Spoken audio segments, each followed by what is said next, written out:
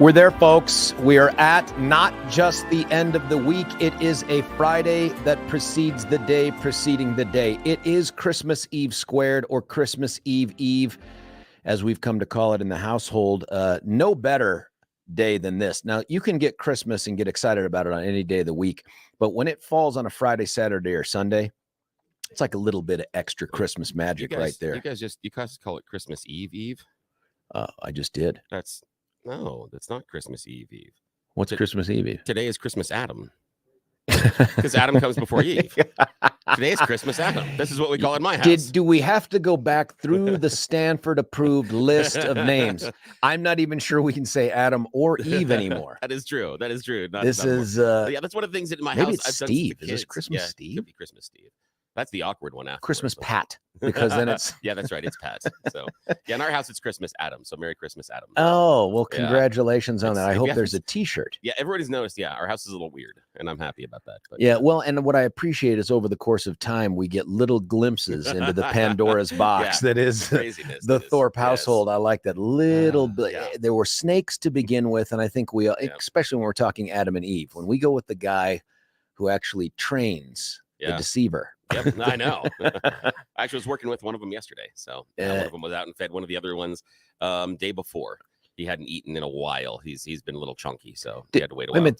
Do they get a special Christmas treat? No, the snakes? No, not necessarily. No, it's just dead mice. That's a good one for them. There's no special Christmas dead mice, like one that you could dress up like Santa. No, I know, or something just to see. Yeah, I know people that do things like put hats and stuff on their snakes and things. I haven't gone that far. Yeah, but Lord. Yeah, but the only weird thing that we have in the house is I've got a snake playpen. That's about it. A playpen? Yeah, it's a small pen that you can it expands, then you drop the snake in and let the snake explore for a while by itself, and it just gets to just a different environment. Yeah, sometimes take it outside.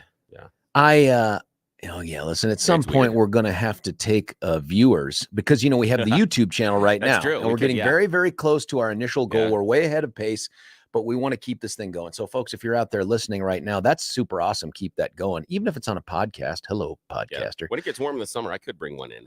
I'd say, though, what we need to do is to incorporate video into this. So folks listening right now at 710knus.com, on the app, or even on the radio at 710 AM, go to the YouTube channel, subscribe, like it, send it to people and say, it's not what you think it's going to be, because who else talks about and then displays to you their snakes? And I mean that as no euphemism. No, yeah, not a euphemism, not at all. That is 100% snake ridden. Now, it is George Brauchler on the George Show on the day before the day before of. So if you're out there doing shopping, there's so many things, man, that have come up that are related to this topic. And we actually have real political current eventsy type stuff to discuss, but it's hard to want to get into that, especially in the 6 o'clock hour. It's cold, my friends out there. If you didn't know this, it is slightly warmer than it was yesterday, but the smart folks out there in the weather world, and I use smart with a lowercase s and air quotes, have indicated that today it's going to be 15 degrees. That's the high, a low of 3. And then tomorrow, it more than doubles. It goes to 37 degrees. Oh, Sunday, 48 degrees. Monday, 52 degrees. Tuesday, it's kilt weather. It's 58 degrees. Wow, geez. Now, I don't know. You're going to be gone on Tuesday, right? Yeah, I'm gone Monday, Tuesday. Yeah, so it's hard. I don't want to go kilt if you're not going to be here for the obvious reasons. Yeah. Wind increases on Wednesday, it says, so I don't know if I want to do a kilt then either. No, that's and let's be honest, it's not really a kilt. It's more of a skort. It's just a man skort, if there's such a thing. I like that. You're fashion forward. It's going to be much better next week. I'm talking, I don't see any numbers here south of 48 going into the end of next week. I'm sure the skort makes your butt look better, though. I'm thinking, because, it's a little more forgiving. Yeah, it's a little more forgiving. Yeah, highlights your legs nicely. Yeah, listen, I'm still dreading the day I discover hail damage back there. But I just, I don't look a lot, but when I do, it's, it's just, I'm full figured. That's all I can say. And the skort does nothing to detract from that at all. It does turn heads. And by that, I mean away. Like people walk down the street and families are covering their children's eyes. They're shielding their eyes. There's gasps, high-pitched noises coming from some of the men as they hurry into whatever open alley or shop is near. Going, Mommy, it burns, it burns. I can't unsee that. Yes, exactly. So anyway, today, coldest day of the foreseeable future. Now, again, as you know, our meteorologist friend Lisa Hidalgo from Channel 7's made it pretty clear that the whole world can change in 3 days and we won't know about it till it's upon us. So they can't really project out more than 3 days. So these temperatures, enjoy them while they're a theory, because right now they're nothing more than that. We got to do the business we need to get to. And that is one, Billy, what are you wearing on your noggin today? Oh, this is old school. I went old school today. This is a Green Bay Packers hat.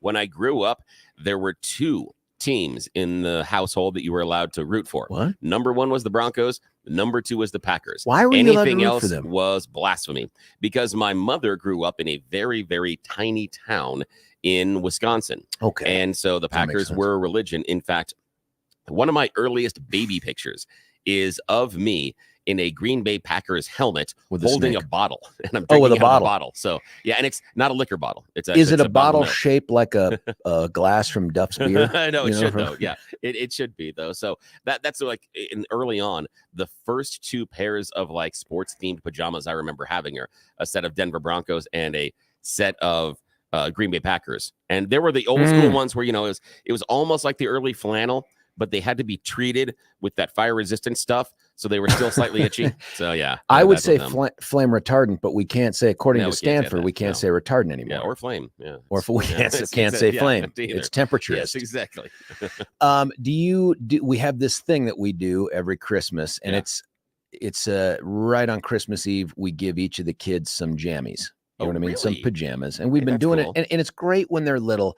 It becomes a little more challenging as we get to a 20-year-old woman and an 18-year-old kid who's over 6 feet tall. And so I'm at Target yesterday struggling to come up with like, what do I, and do they wear it once? Am I just throwing money out the window like I'm spending an amount for them? Yes.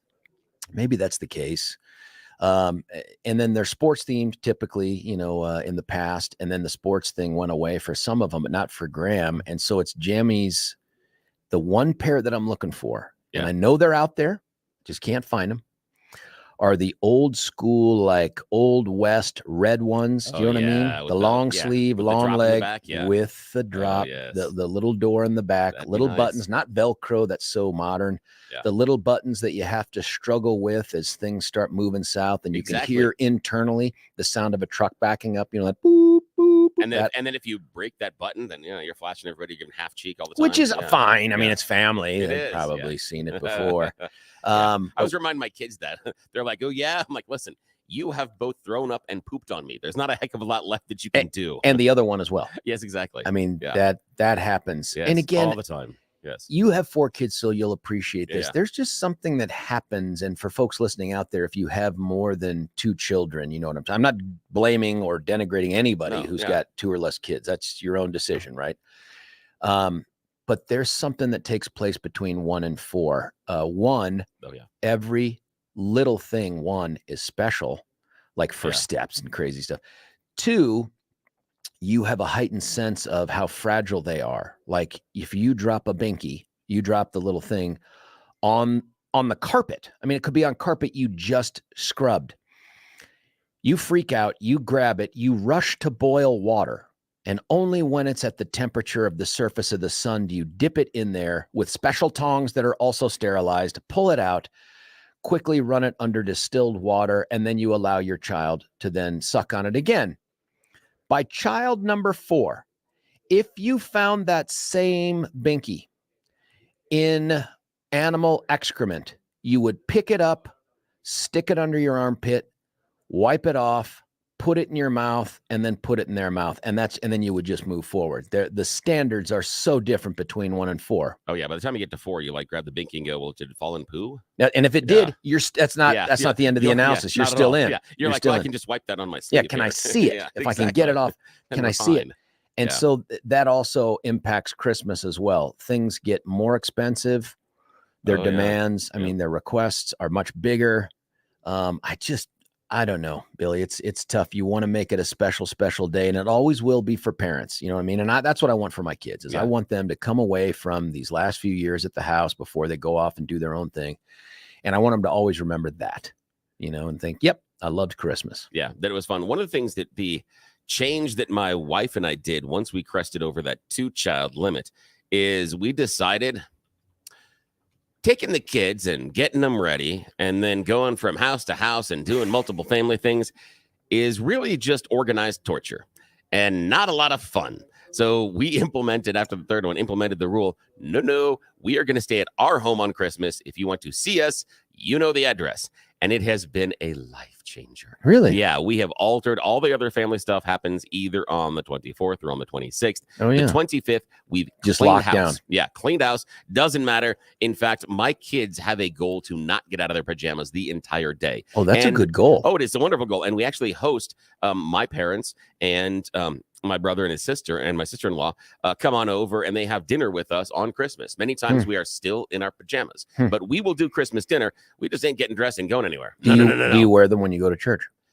We do churches tomorrow. Yeah, we do church on Christmas Eve. On the actual Eve. We do church That's on Christmas so Eve. smart. It's been so smart. It's been a tradition with my mom and my dad for years and years and years, even since when I was a kid.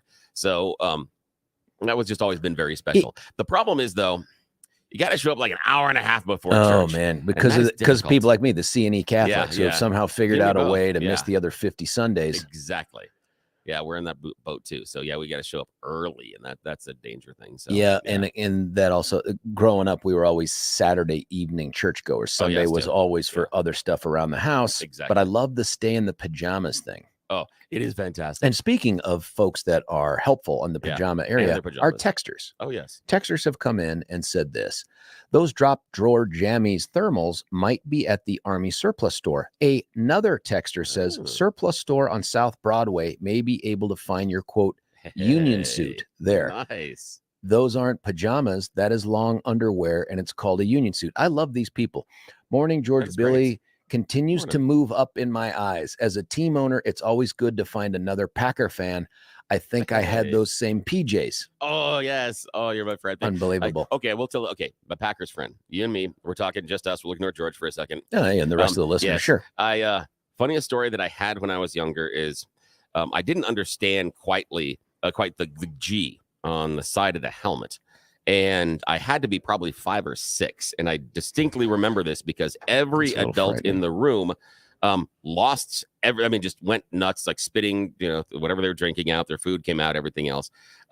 Because one of the family members asked me what that is on the side of the Green Bay Packers helmet.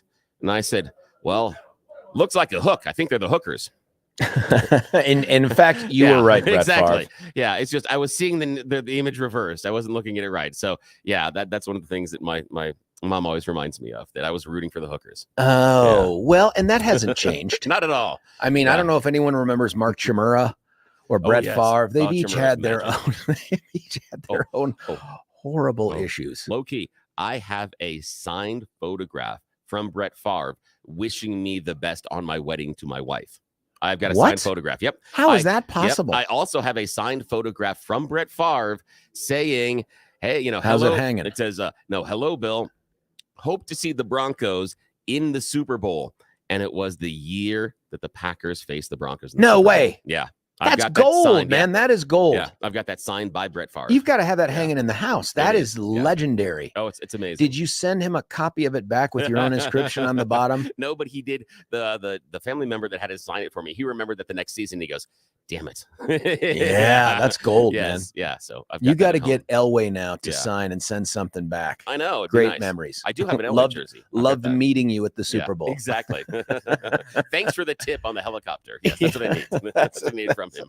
That's fantastic. Listen, for my little headwear thing today, for folks that are out there, it's the Home Builders Foundation hat. It's look, Home Builders Foundation, and it's not like I'm plugging for a business. I'm on this board for these guys, and I found them through my son Trey, who I've told you before has muscular dystrophy, and so we had to do some things to take on retrofitting the house so that it had wheelchair accessibility and wider doorways and all this other stuff. That ain't cheap. That ain't cheap for anyone. And Home Builders Foundation is this nonprofit that gets together and pulls in volunteer hours and volunteer dollars from across the residential construction and home building universe. And they get together and people can apply, and they go out and do these interviews with these wonderful families who are either at or on the pathway towards a loss of mobility, and make the changes to their home so that those people have the mobility. And it is Man, it's one of those things. It's step Denver-like in terms of the feeling that you have. And it is, I don't know how to describe it. Accessibility and mobility are freedom, right? Like if you are in a wheelchair, you see the world completely differently. Stairs, it might as well be K2. Ice on the ground, it might as well be flaming hot coals. I mean, they're just barriers to you getting and doing anything. I've grown to despise buildings that haven't taken the step to invest in making their buildings accessible. I'm looking at you, Sim Steakhouse, still pissed off about what you did on my dad's birthday.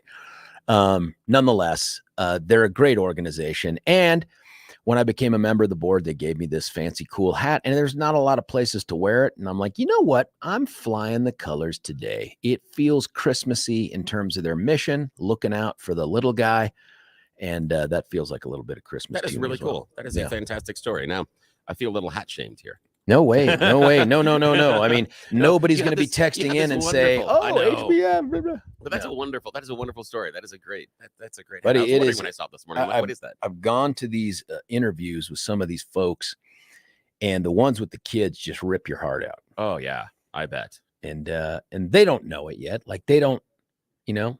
Yeah, and the kids don't understand the impact long term that the world is going to have. They just know it's more difficult than what the other kids have, and so yeah, and the thing that's difficult, I'm sure, is the challenges that sit ahead. It's one of the most difficult things about getting older and being a parent is wisdom. Wisdom sucks sometimes. That you can see your kids making mistakes, going, "Oh, this is not going to turn out well," but you're not going to listen to me about this. No, and that's God's little trick. Is that He creates a being called a parent that is armed with all this great information to make life easier, and then messes up a kid's brain so that it sounds like the teachers in the Peanuts cartoon, like wah, wah, wah, wah, wah. And they're like, sure, yeah. It's like you cannot tell them.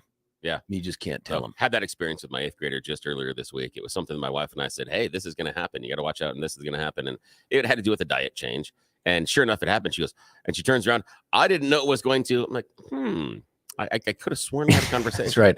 Now we can record them. I feel like I should have parent body cam. Oh, yes, absolutely. And be able to go back in time and be like, remember when?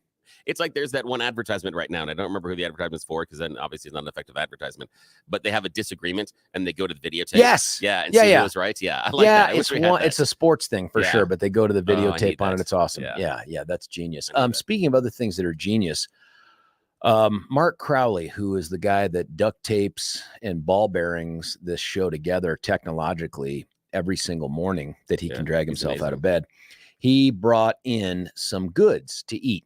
I don't know the name of them, but we have them in front of us. Oh, yeah, I don't care. It's just a plate of stuff. It is a plate of stuff. Some of the stuff, he told me, made by a neighbor. So if you guys remember Bugles, the little crunchy treat there. Yeah. They're not bad. There's some sort of like cinnamon Christmas or cinnamon coffee cake back there. This thing has got the cinnamon crunch. Wow. Whatever the hell this is. First off, my instant question was, Mark, who made this? Was it you or Mrs. Claus? Because that's a big difference maker. Yeah. If really Mark makes it, I'm instantly looking for hair. Absolutely. But and STDs. I don't know if you can bake that into something, but thank you for the heads up. Hygiene may not be the holiday. But just based off of the taste, you knew instantly Mark had nothing to do with it other than to bring it into the office. And so, Ms. Crowley, wherever you are, my compliments to the chef. This is wonderful. Now, this is called caramel cracker or something. Apology? I don't know. Caramel cracker. I don't know. Oh, wow. That's like graham crackers with caramel stuff on it. I think it's called caramel regret. Wow. Man. That's graham crackers and caramel and some other stuff on top of it. Hey, listen. Wow. After coming back from Europe, I wanted to lose weight. This isn't helping. Look at that thing. I know. Sorry, I showed the YouTube. Look at that. Jeez, it's so good. Because of the way the monitors are positioned, when you say look at that thing into the camera, I just presume it's Crowley's baking thing here because, buddy, we can't afford to go off the air this quickly. We have hours of show to fill. I know. And they're paying us for it, which is, again, still surprised. Listen, one of the things that I would love to know from folks out there, and we're going to cut away for a break here, is as we're heading into this Christmas thing, the magic that is Christmas, I have heard from folks things that I just itches I want to scratch. One, a couple travel nightmares. I see on the news all of these people. Somebody tweeted out a picture, a 3-hour-long line at Frontier to have to redo their flights or whatever. What is like the worst travel thing that they've had so far? I told you mine, and this wasn't even for Christmas. This was last week, between United and Lufthansa figuring out a way to cancel 2 flights, have me spend the night there. I mean, just craziness. And then my luggage, of course, catching up to me on Sunday. Also remember out here at DIA, I saw a story late yesterday that we had we were number one on flight cancellations. Yes. Wow. Now, those of us like you, George, that have been here long enough, remember when they were going to build the brand new airport? Oh, yeah. And they were spinning yarns about the wondrous baggage system and telling us how convenient it was going to be. One of the major selling points was the fact that it was going to be an all-weather airport. Yeah, that's worked out well. Good job, guys. Well, it's all weather. That doesn't mean things fly out of it. Well, yes, true. Evidently, cold doesn't count. I should have asked that question. So, when you mean all weather, do you mean cold? No, sir, we don't. Do you remember when we had Stacy Stegman on the radio? Yeah. She is like the lead comms person for DIA. Yeah. I feel like I want to get her on again to see. Of course, I don't know if we can do it here in the last minute, but to explain away the tragedy that is all of this stuff and the ripple effects. Because my guess is when you're DIA, you get to say things like, well, it's not us. Yeah, exactly. It's O'Hare. Yeah. Or it's Newark or some other hub. Yeah. It's not our fault. We didn't do it. It's because we didn't make it cold. We didn't create that. Yeah. The turbulence thing, I think, is also something, despite, I can't explain it, Billy, but something about turbulence never bothered me as a kid. It felt like it was a roller coaster. I know my own kids laughed through it as daddy's pet. Yeah. But something happened after I graduated from airborne school a long time ago, and I don't know that it's related, just temporally it follows that way. Turbulence makes me just a little bit panicky in a not very manly way. Like I'm grabbing the stranger next to me, if they're attractive, their hand, and saying, hold me. No, I don't actually say it, but same thing has happened to me, but with heights. I had no fear as a kid. And then after having kids, there was something in like mid-30s that all of a sudden I started to get afraid of heights.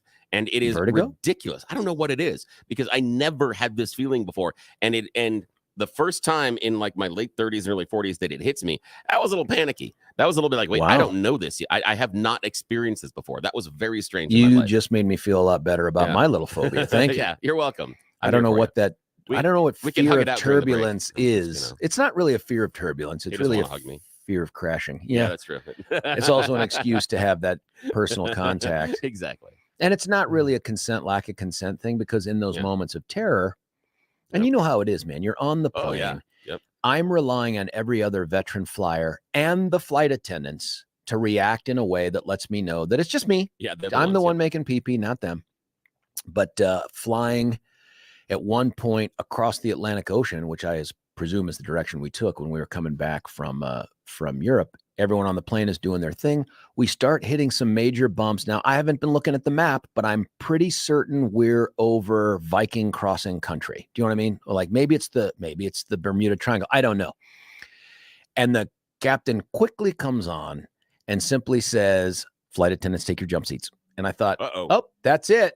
This is how we go out. This is now the next show. Thursday isn't my welcome back to the show. No. It's John Caldera saying, I barely knew him. Yeah. He seemed like a funny guy. Yeah. I'm so glad I'm here. Yeah.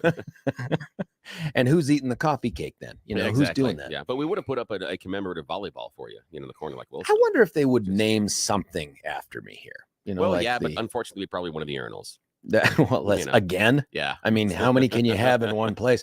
Based on handwriting that looks eerily similar to Brian Taylor's. Exactly. Apparently, there's already one there. Yes, there is. Listen, we're going to cut away for a break. And I promise when we come back, we'll be half as much more serious, but we're going to end up getting into the good stuff. That is the Thorpe Report with real news, and then the realer news on this Christmas Adam, according to Billy. That's the You Choose the News. Stick around. It's George Brauchler on the George Show, 710 KNUS. Want to take your favorite radio station wherever you go?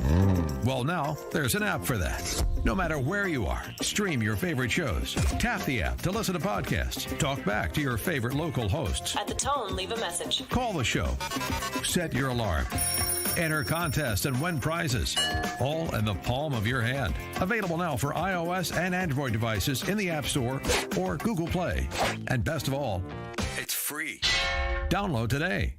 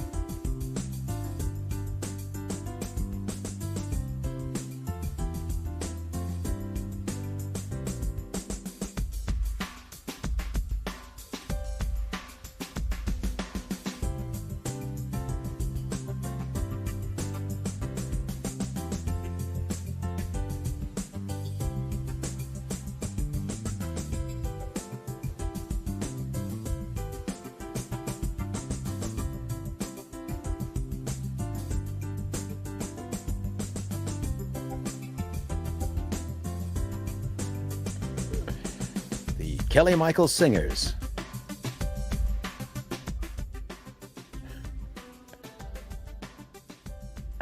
Oh, God.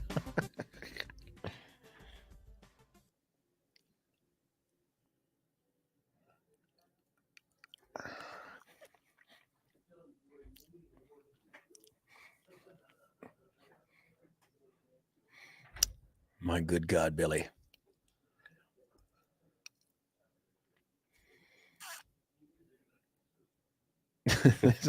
Like Salem that? Communications, folks, right here.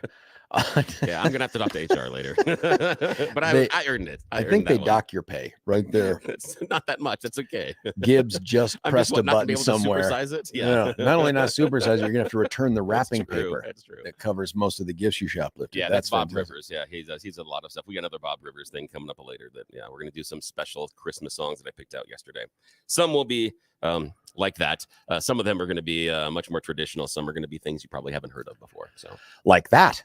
Yes, I hadn't heard that. I love the creativity. Oh, it's fantastic. It is just the lyrics make it. That's the one that sells it. That is right. Yeah. I almost disregarded your earlier advice and I was about to jump in. I'm like, no, wait. I remember now. Yeah. Let it breathe. Just let it breathe. Yeah.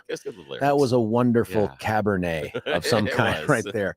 Listen, we got to get to the good work here that you've put together. Billy comes in at about midnight and spends 5 hours of preparation to get this next segment just right. I imagine it's something special for the Christmas holiday. By the way, if you're a Hanukkah celebrator, happy Hanukkah. Festival of Lights well underway. I hope that's great. I love the idea of multiple days of gift giving, but in typical American efficiency, we just jam it all into one day.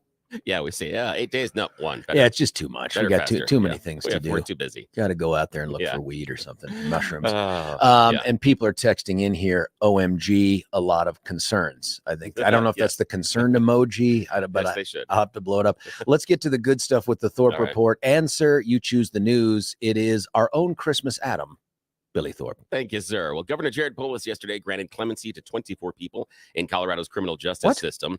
Yep, it included a former state trooper who pointed a gun at a motorist and a co-defendant in a case where a prisoner was accidentally released early, along with a woman that was convicted of murder. The last one kind of hangs out there. What? Committed to the sentence of Michael Clifton, Sidney Cooley, Robin Ferris, Sean Marshall, among others. Clifton was sentenced to 98 years for charges related to two 1998 Aurora video store robberies. Hold the phone. Yeah. He granted what kind of? Clemency. So he's going to cut this dude loose? Yeah. I got more to talk about with that one. I'm going to write that down because I know that case very well. Oh, good. Also, Marshall serving a 45-year sentence on 4 counts of aggravated robbery while in possession of a real or simulated weapon. He's going to be granted parole on January 30th. Or 31st, sorry. Elsewhere, Denver police arrested a suspect in connection with 2 separate homicides this week. Andrew Much, 34, was arrested earlier this week after detectives identified him as the suspect. And he's being held on 2 counts of investigation on first-degree murder. Boulder's main library is closed and awaiting test results after methamphetamines was detected in the restroom air ducts. David Farnan, library director for the city of Boulder, had said over the past 4 weeks, the city's main library had numerous reports of suspected drug use in the bathrooms. In addition, a few employees reported mild symptoms, possibly linked to some mild drug exposure. They were cleared by medical staff, but after receiving these reports, the city facility staffs began cleaning protocols to follow wherever those suspicious people kind of hung out and where they may have used drugs. They went to the restrooms and they tested the air ducts and found, traces of meth. So now they've got new protocols and they have extensive surface cleaning and they close the restrooms for at least an hour during each one of the cleanings. Elsewhere, the city of Denver is not going to enforce the requirement for homeowners to shovel their sidewalks within a day of snowfall amid these dangerously cold temperatures. Normally, they fine you about $150, but they're going to give you an extra 24 to 48 hour deadline. And the best news of the day, Casa Bonita is coming back. Yeah, in May of 2023, according to new owners and the executive chef. The original company that owned Casa Bonita filed for Chapter 11 bankruptcy back in 2021.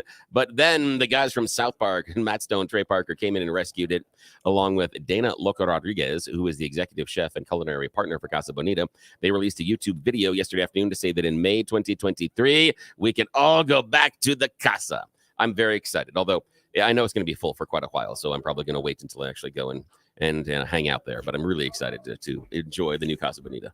Can't see what they did to it. I mentioned this to you off air. I'm really anxious to want to interview Trey Parker and the other guy whose name I can't remember. Yeah, Matt Stone. Matt Stone, thank you. Matt Stone. But your idea, I think, was even better, which is the interview of the key person to the whole operation, and that is the chef. Yeah, because that was the thing. Casa Bonita was a neat little kitschy place, but the food was awful. So I want to know from the chef, what did you do?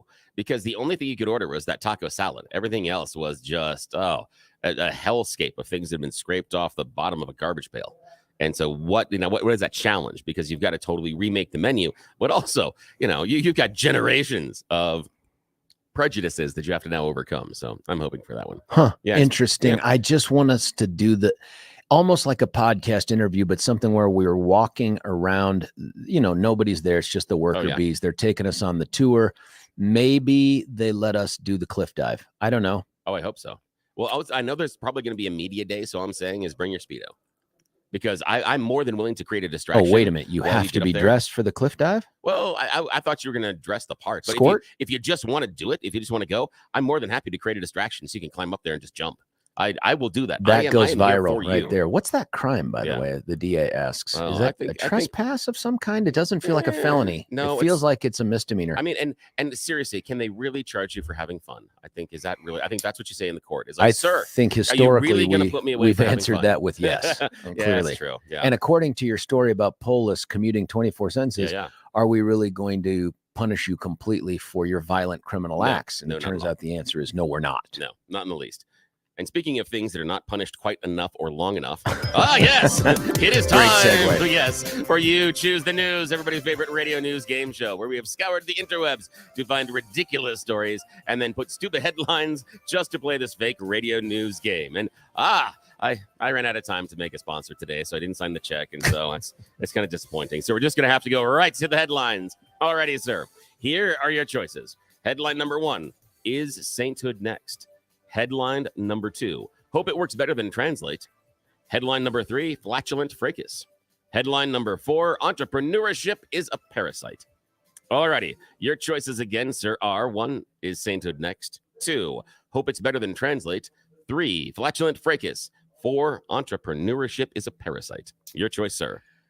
As you know, 12-year-old boy trapped inside every man, that's no different for me. You say something about flatulence, you get my immediate attention. I had a feeling this would work.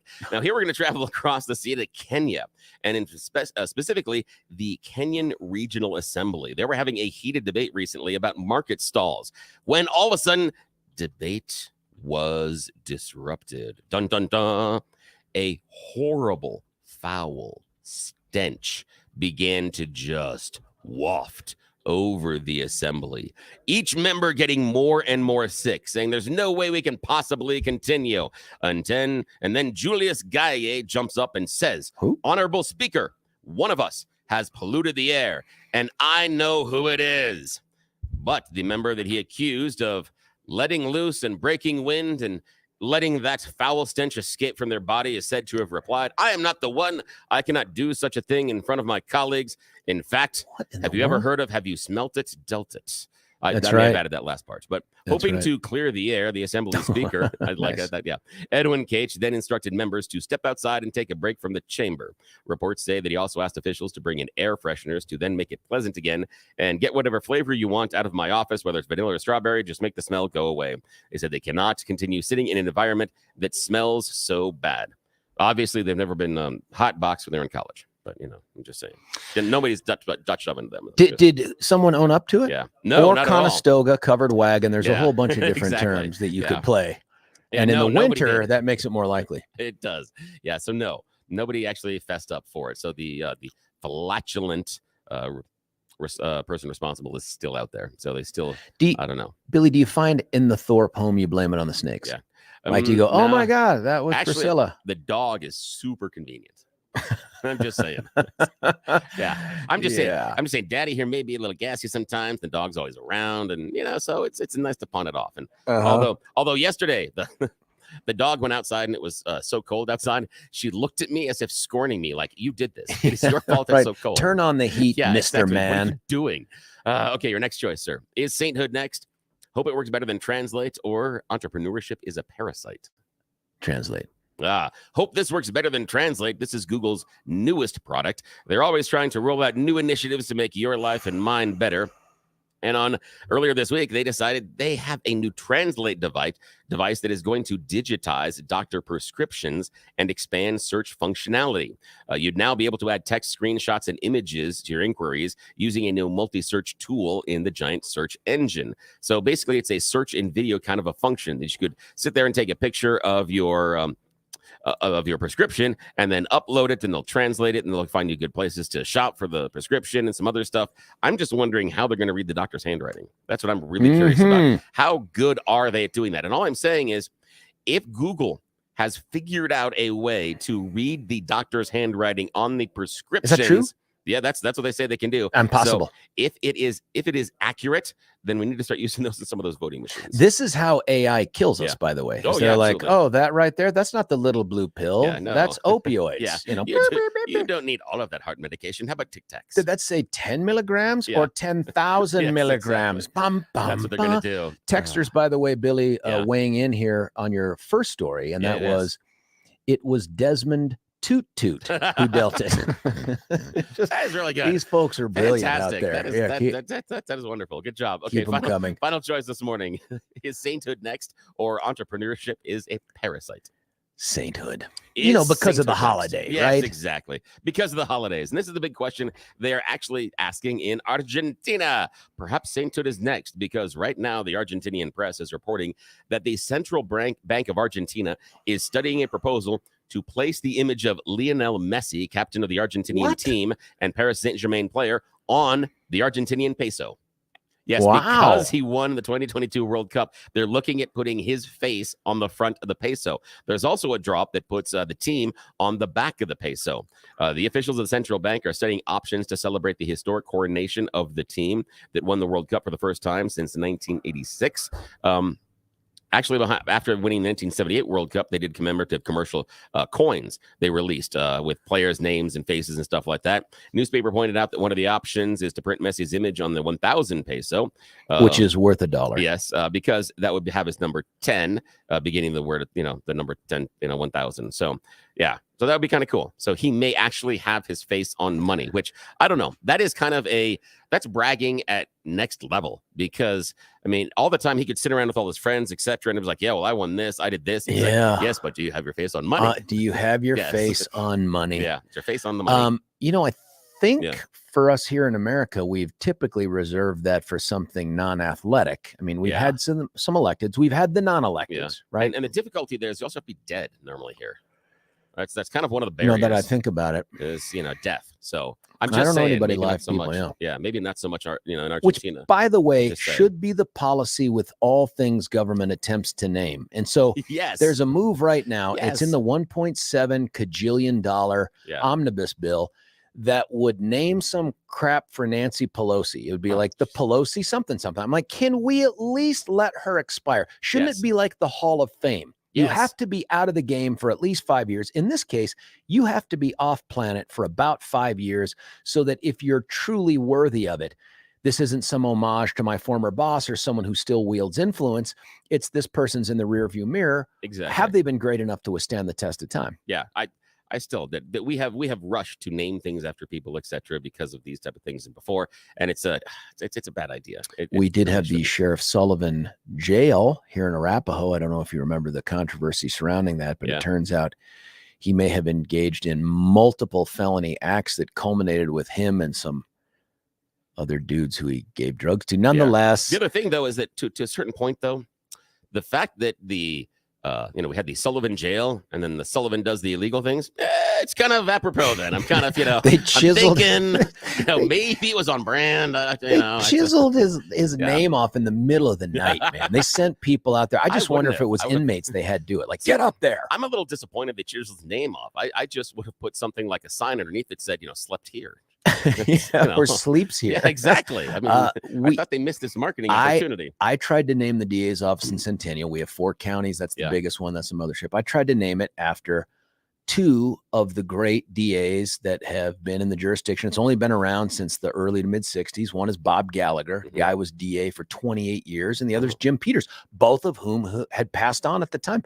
I went to the county commissioners informally and kind of took the temperature. And because of the Sullivan debacle, the word I got was, we're never, ever, never going to name another building after a person. And I'm like, but these guys can't do anything wrong. Yeah, they're dead. They're gone. Yeah. It's over. These are great men who did a great job as DA, and let's honor them. And they're like, no. Yeah. There is a reason that I guess you'd say a little bit of wisdom that we didn't have things like the Bill Cosby Elementary School.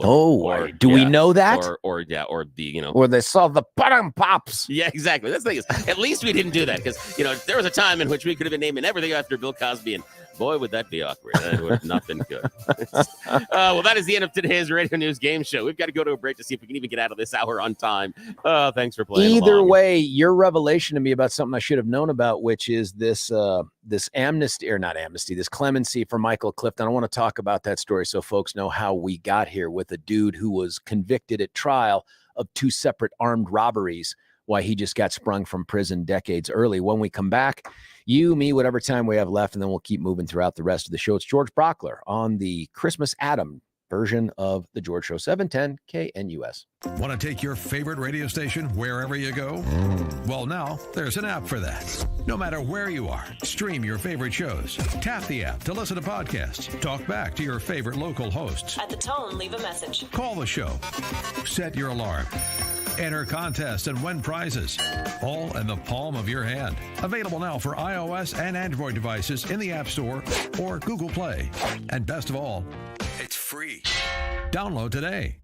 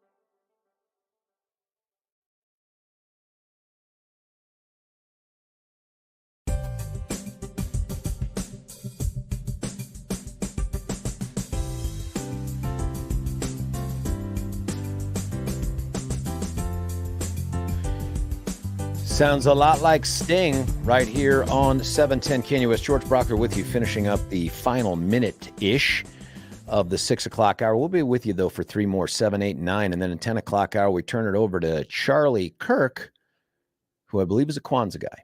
No, I'm kidding. He'll also be, I don't know if he's even doing his own show today, but we turn it over to Charlie Kirk. We go Prager at 11, Gorka at 1, and then we get Deb Flora in at 3. And then our buddy Stefan the Tubbs on at 4 o'clock leading into that show.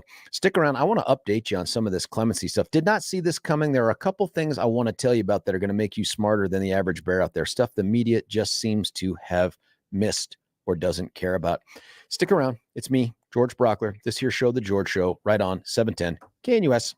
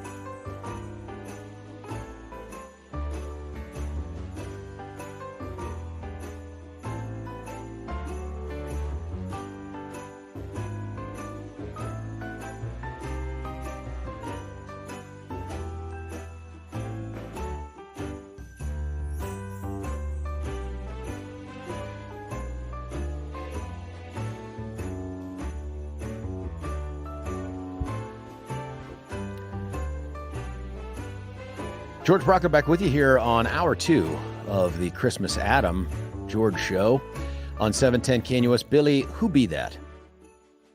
This is Kay Kaiser and his orchestra. 1985? Am I close? Billy is now scrambling to determine the year. I'm going to presume it's sometime in the 40s. I'm going 40s, the big band era, maybe. Oh, you're very close. Originally recorded in 1939. Oh, well, what can you do? Still a child of the 30s. Now, listen, I'm open to discussing just about anything with you, as you know from the last hour. It's an unstructured show on a lot of different levels. Things just happen. Conversations spring up. Many of our texts had to do with an initial early comment that I would love to find something I've now been educated is called a union suit, which are the red long johns that have the little trap door in the back. Not sure who it's trapping, but you know what I'm talking about. That was super helpful too. I'm interested to know if there's something that you're doing over Christmas. And if it's a disaster traveling, I like to hear about those things too. They make me feel better about my own situation. But anything else upcoming we can talk about. Now, Billy caught me off guard. It's unusual, but it happens. I did not see the story about Governor Polis granting clemency on the eve of Christmas. You know, the timing is perfect for that too, right? And he granted clemency to 24 different people. Now, he has broad, really unchecked powers under what I believe is Section 7 of his portion of the Colorado Constitution. Guy can pardon and do just about anything to anybody, no due process required, nothing like that. The application process that they have is one that has, under the statutory requirements, they have to have one, but it's just minimal stuff. They do whatever they want. And so he pardoned some people. And one of the people that Billy talked about, he pardoned, was a guy named Michael Clifton. Michael Clifton was serving a 98-year sentence. And to wonder why he was pardoned, a guy who served 98-year sentence, we got to go back in time. And we have to go back in time to his co-defendant. And his co-defendant was a guy named Rene Lima Marin. And the two of them together, back in the day when there were Blockbusters and video rental stores like that, these two guys, we're going to call them criminals because they armed themselves with rifles, and they went in and robbed consecutive video rental places, scared the living hell out of everybody in there, moved some of them around at the threat of death if they didn't comply, and robbed them. They were then apprehended because, you know, the law. They then were charged with crimes. They met with the DA through their attorneys, and they were offered plea bargains. Both of them said, no, thank you. Now, at the time, this is going way back. This is in Arapahoe County, way back before I was even DA. There was I'm going to get the name wrong, but like a violent criminal or gun crime unit or something like that. And their job was to go out and find people that had engaged in violent crimes with firearms and crush them. That doesn't sound bad to me at all. That sounds pretty awesome. And so that's what they did. Well, these two guys show up to court through their attorneys, and they refuse to take plea bargains and instead go to trial. And lo and behold, they go to trial and they lose. They lose. And the way the law is written, they have to have consecutive sentences. And 48 being the maximum sentence times 2 is like 96 years, right? And so there was another couple of years that were added on there. But they get sentenced to 2 big things. Now, here's what's important. Each of them has what's called a mitimus. And this is an official document that the court sends to the Department of Corrections, a judicial branch document authorizing the executive branch, that's DOC, to incarcerate these people. And it tells them the date they were convicted, the charges, the sentence, and all this. Michael Clifton's gets processed appropriately, and he goes and serves his 98-year sentence with parole eligibility probably at less than half that.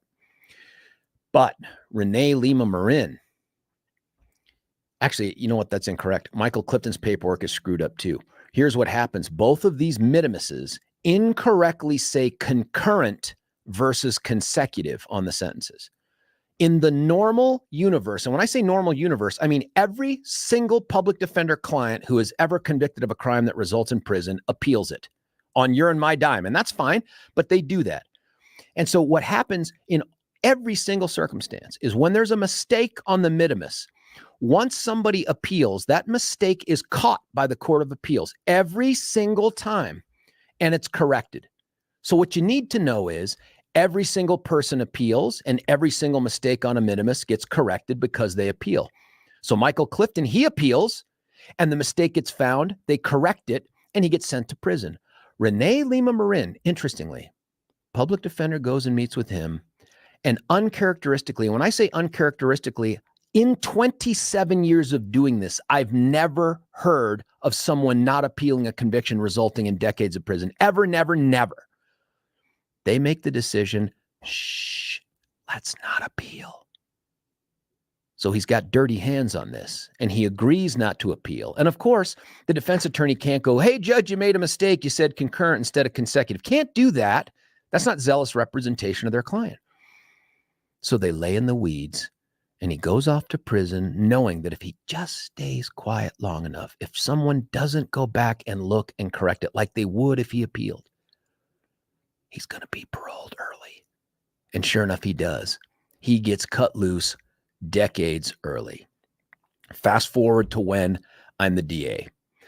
This guy has now been out for 5 or 6 years. Now, admittedly, he has gone out into the community. He's fallen in love. He's gotten married. He made a baby or two. He adopted 2 others and lived a crime-free life. Great.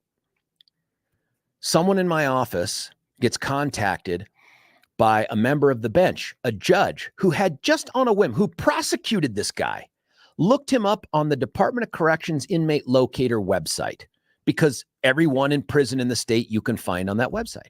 Looks him up, and it says he's gone. He can't find him. He's like, that's impossible. Dude got a 98-year sentence. He can't be gone.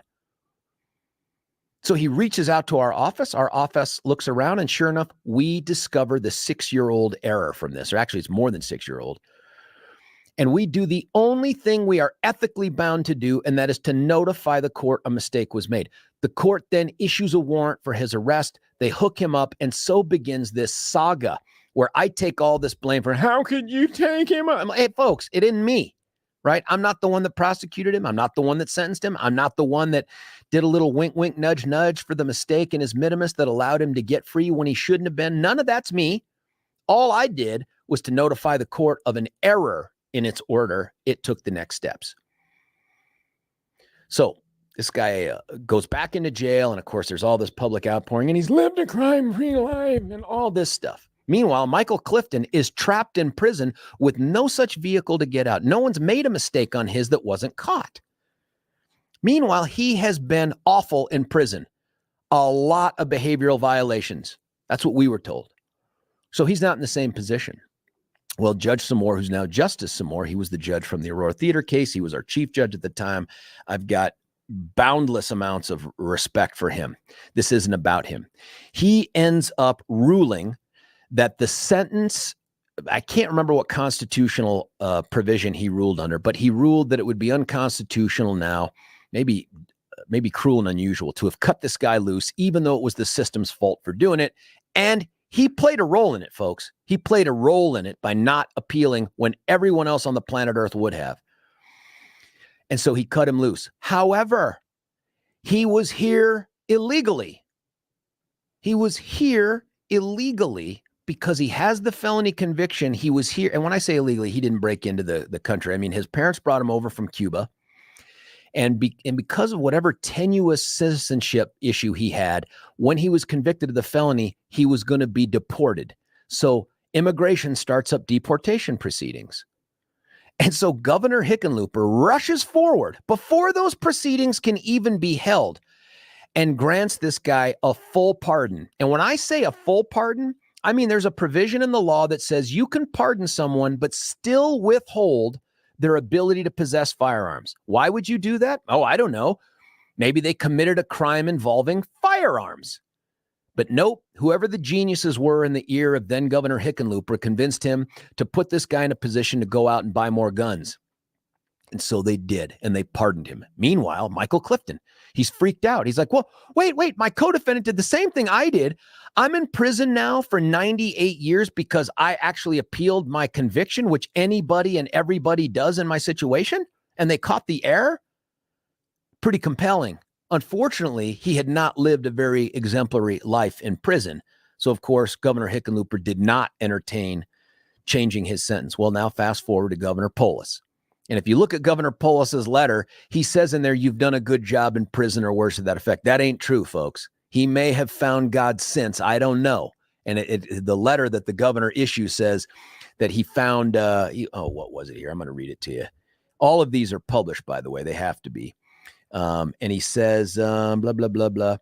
Your application demonstrates an awareness of the impact your actions had on the victims of your crimes and the greater community. That is just pro forma language they put in everything. It's obvious that you've put in tremendous work while incarcerated. When? Starting when? Because it wasn't before. The pathway to freedom and ensuring other offenders recognize the impact of their actions. And he's a member of the University of Denver's Prison Arts Initiative. So folks, think about all that good stuff there when you wonder, why did this guy get that kind of a sentence reduction? It's because of a clerical error with the sentencing judge, someone on his staff, and Renee Lima Marin, who may be living a wonderful life right now. I don't care. My hat's off to him and his family. That's great. That's not what's important. What's important is to treat Renee Lima Marin like he's a victim is garbage. This guy was told exactly what I told you, and that is do not appeal and you will get out of prison early. It won't be the law.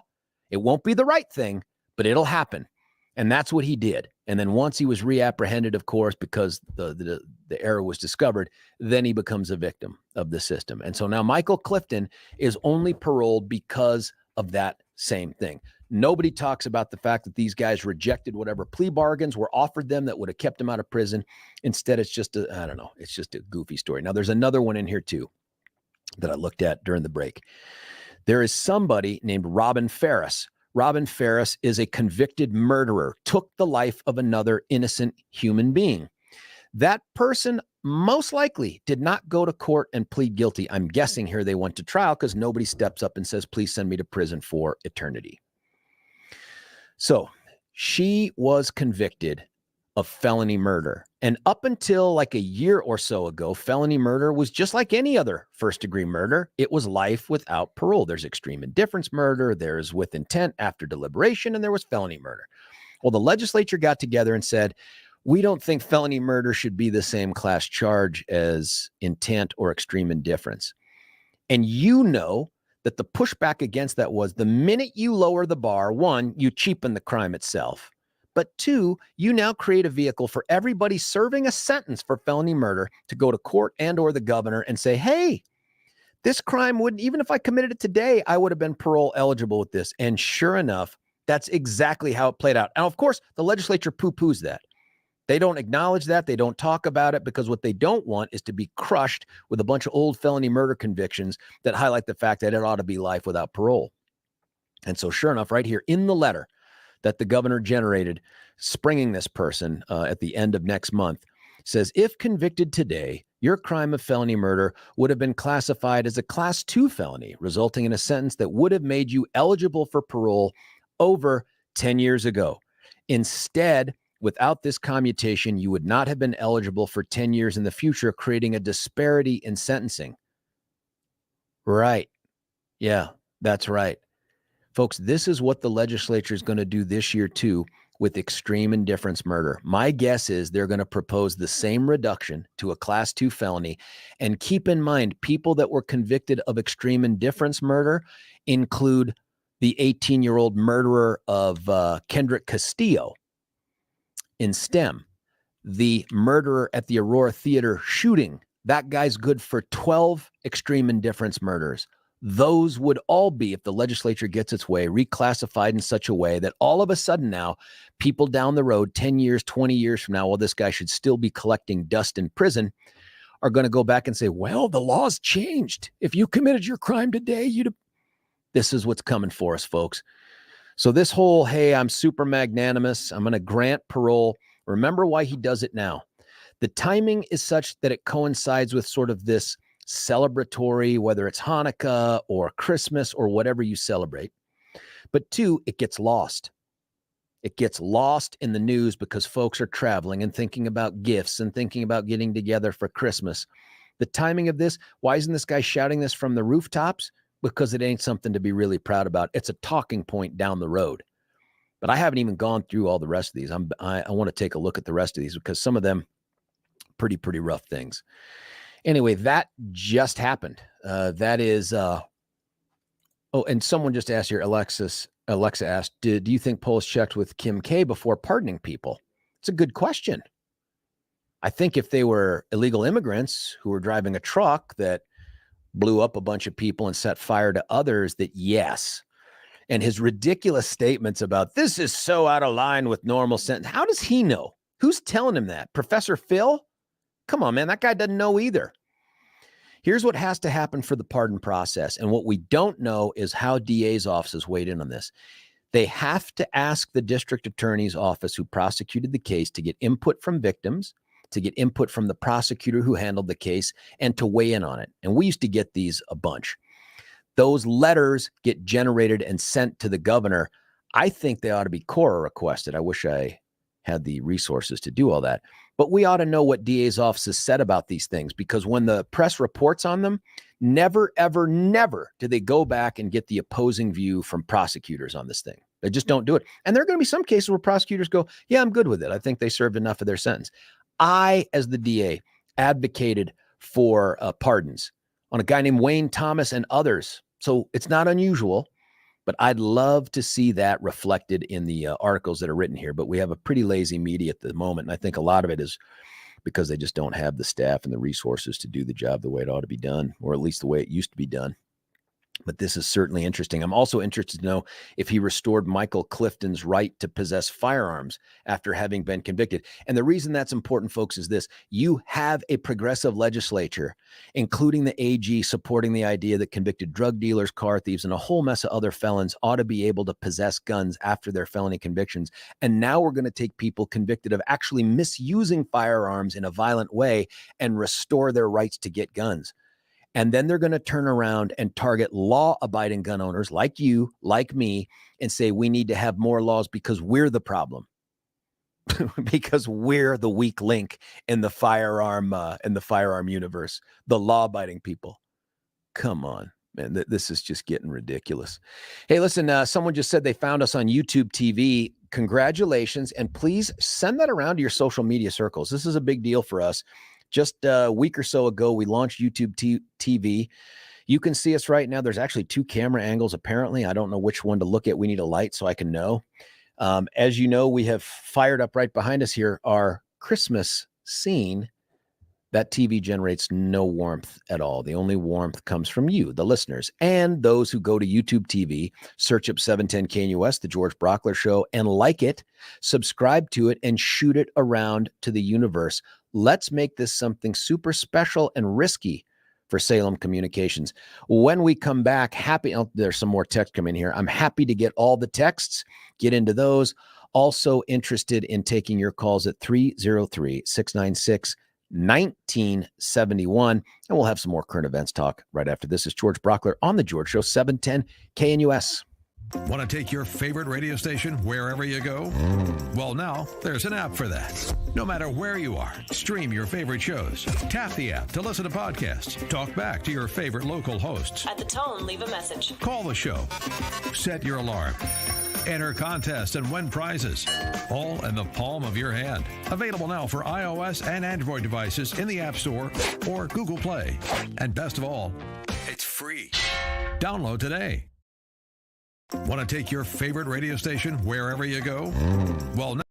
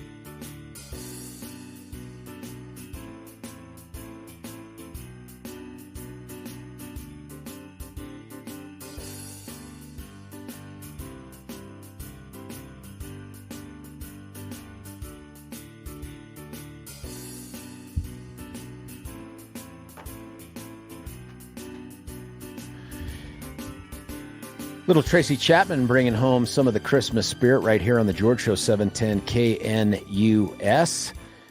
Someone texted in and asked what can be done about the governor engaging in these questionable pardons. The answer is not a thing. Not reviewable, not reversible. That's it. That power is very, very broad. And make no mistake, I'm a fan of the pardon process. I think it's something that that the governor should be engaging in on a regular, very public basis. It shouldn't be hidden at the end of a pre-holiday week.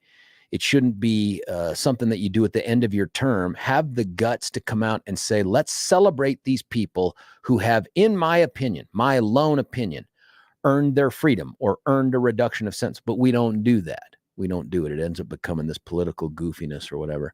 Hey, George, this TV thing is pretty cool. The baseball cap lights are too bright or you forgot to curl your hair.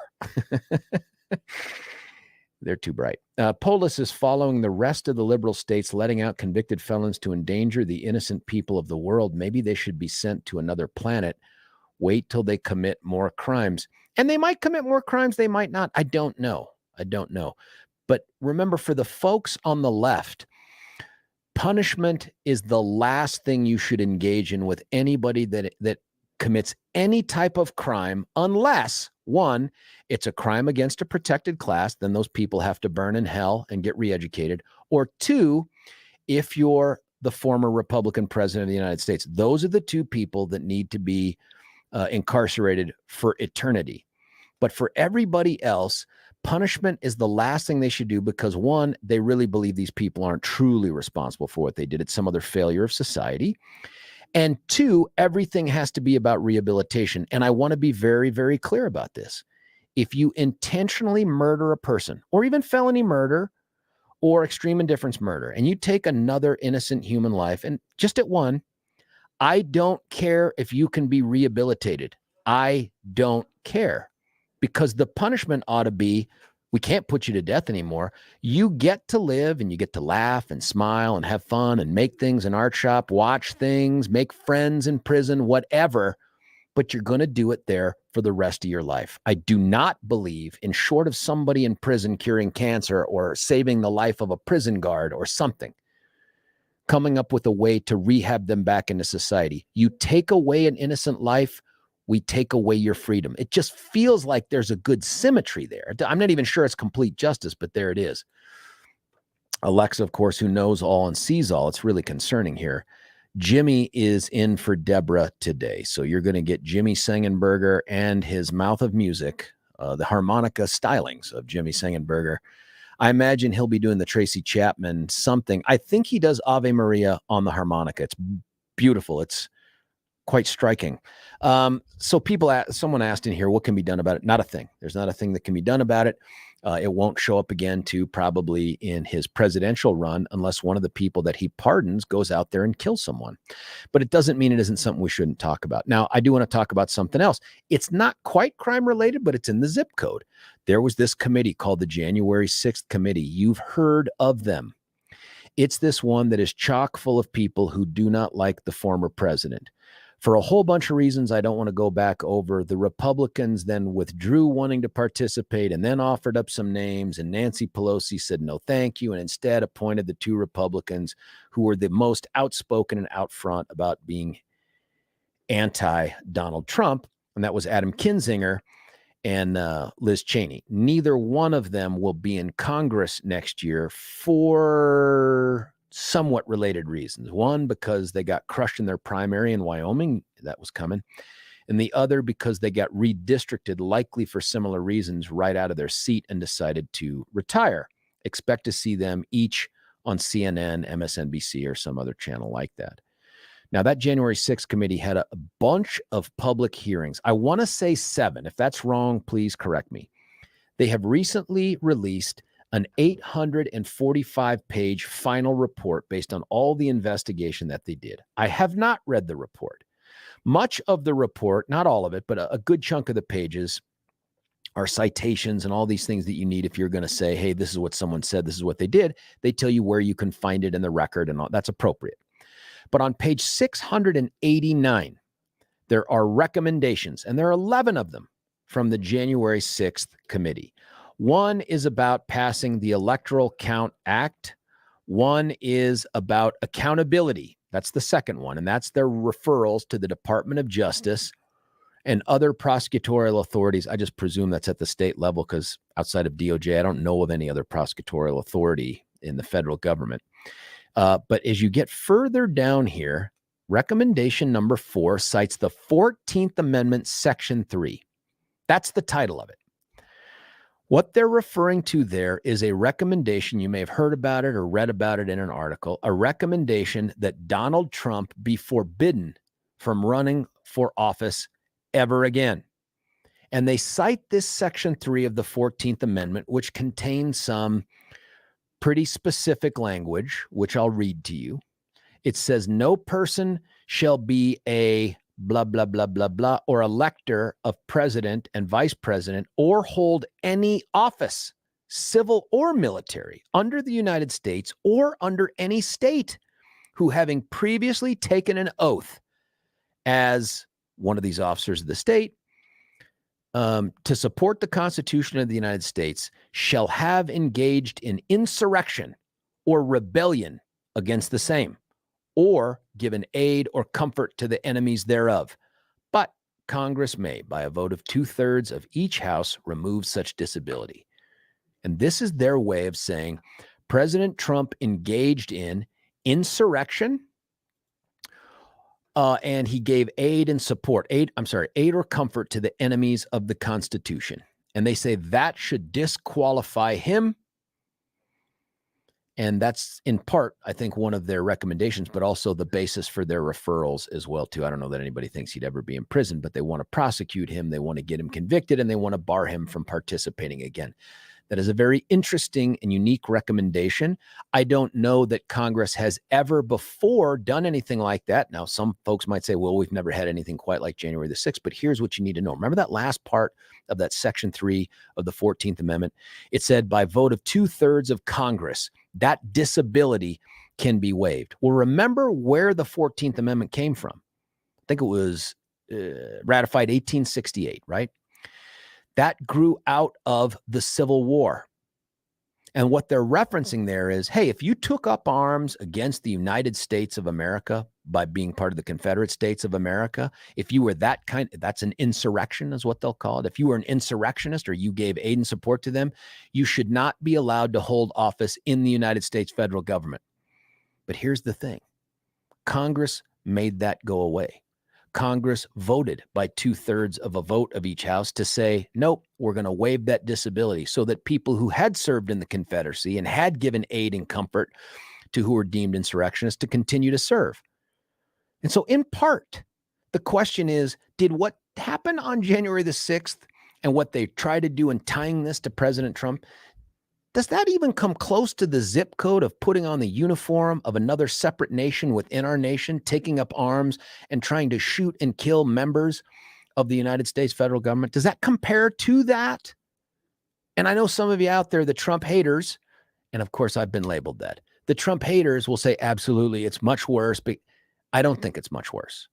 It's not a declared war from one part of the country to the other, and hopefully it'll never, ever get there, and I would oppose that.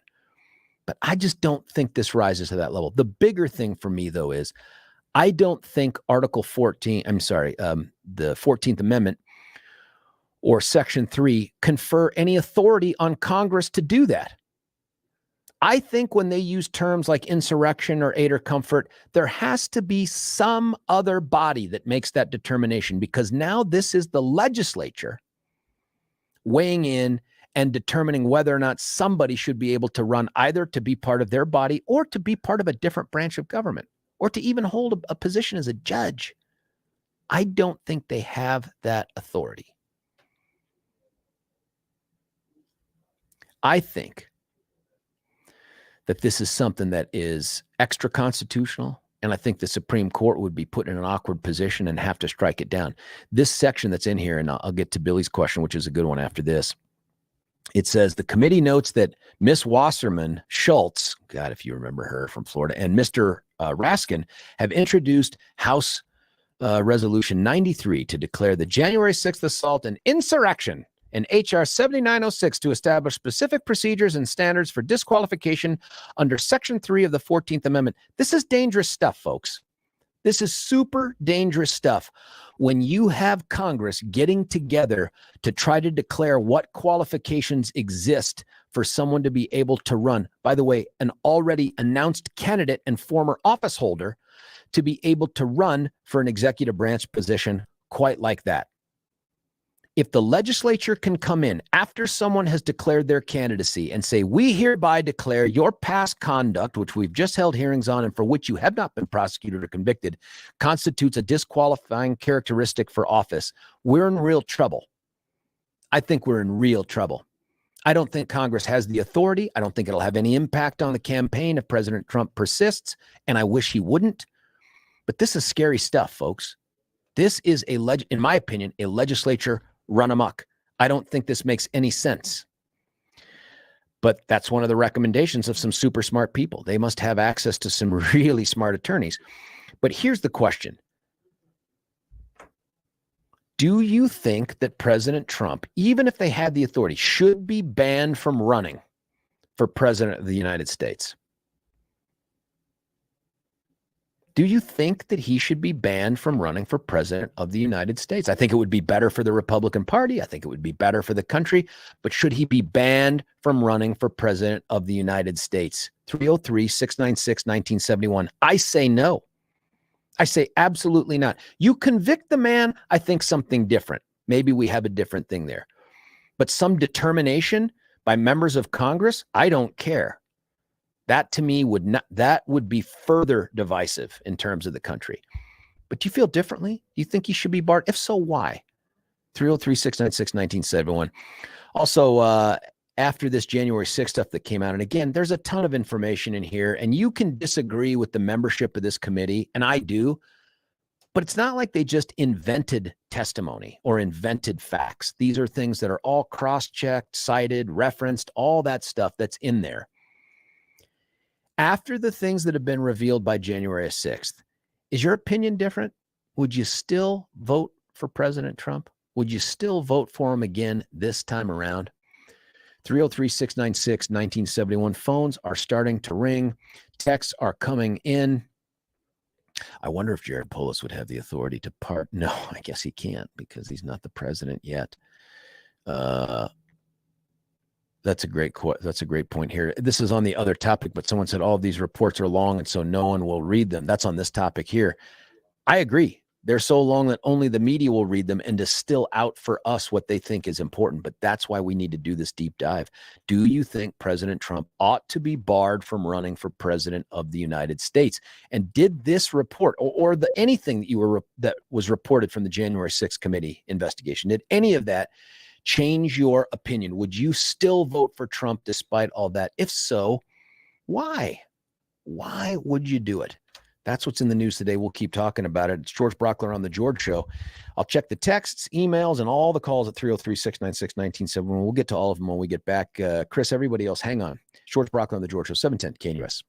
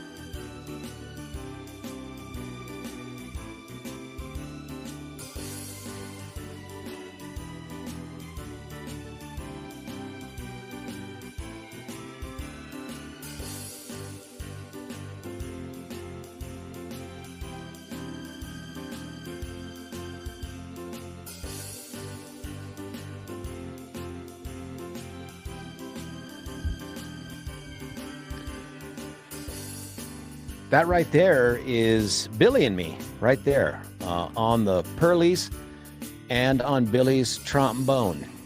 It's a snake-shaped trombone, but he's very, very good at it, as you can tell right there. Sounds like a little Jingle Bells. We'll have to figure out the lyrics for ourselves. I believe it's Bashing Through the Snow. I can't catch up anymore. George Brauchler on the George Show, 710 KNUS, asking the question, were the committee folks for the January 6th investigative committee right in their recommendation that the president, and that's President Trump, be barred, disqualified, banned from running for president of the United States? Here's one. Here's a text, and I'll get to Chris and everybody else who's calling at 303-696-1971. Yes, he should. It is clear to a thinking person. Now, remember, when you draft something like that, and maybe this was intentional, maybe it wasn't, you are now saying, if you disagree with me, you are not a thinking person. That is not a conversation starter. That is a conversation killer. It is clear to a thinking person that he is dangerous with nuclear codes. You're willing to take that risk, ?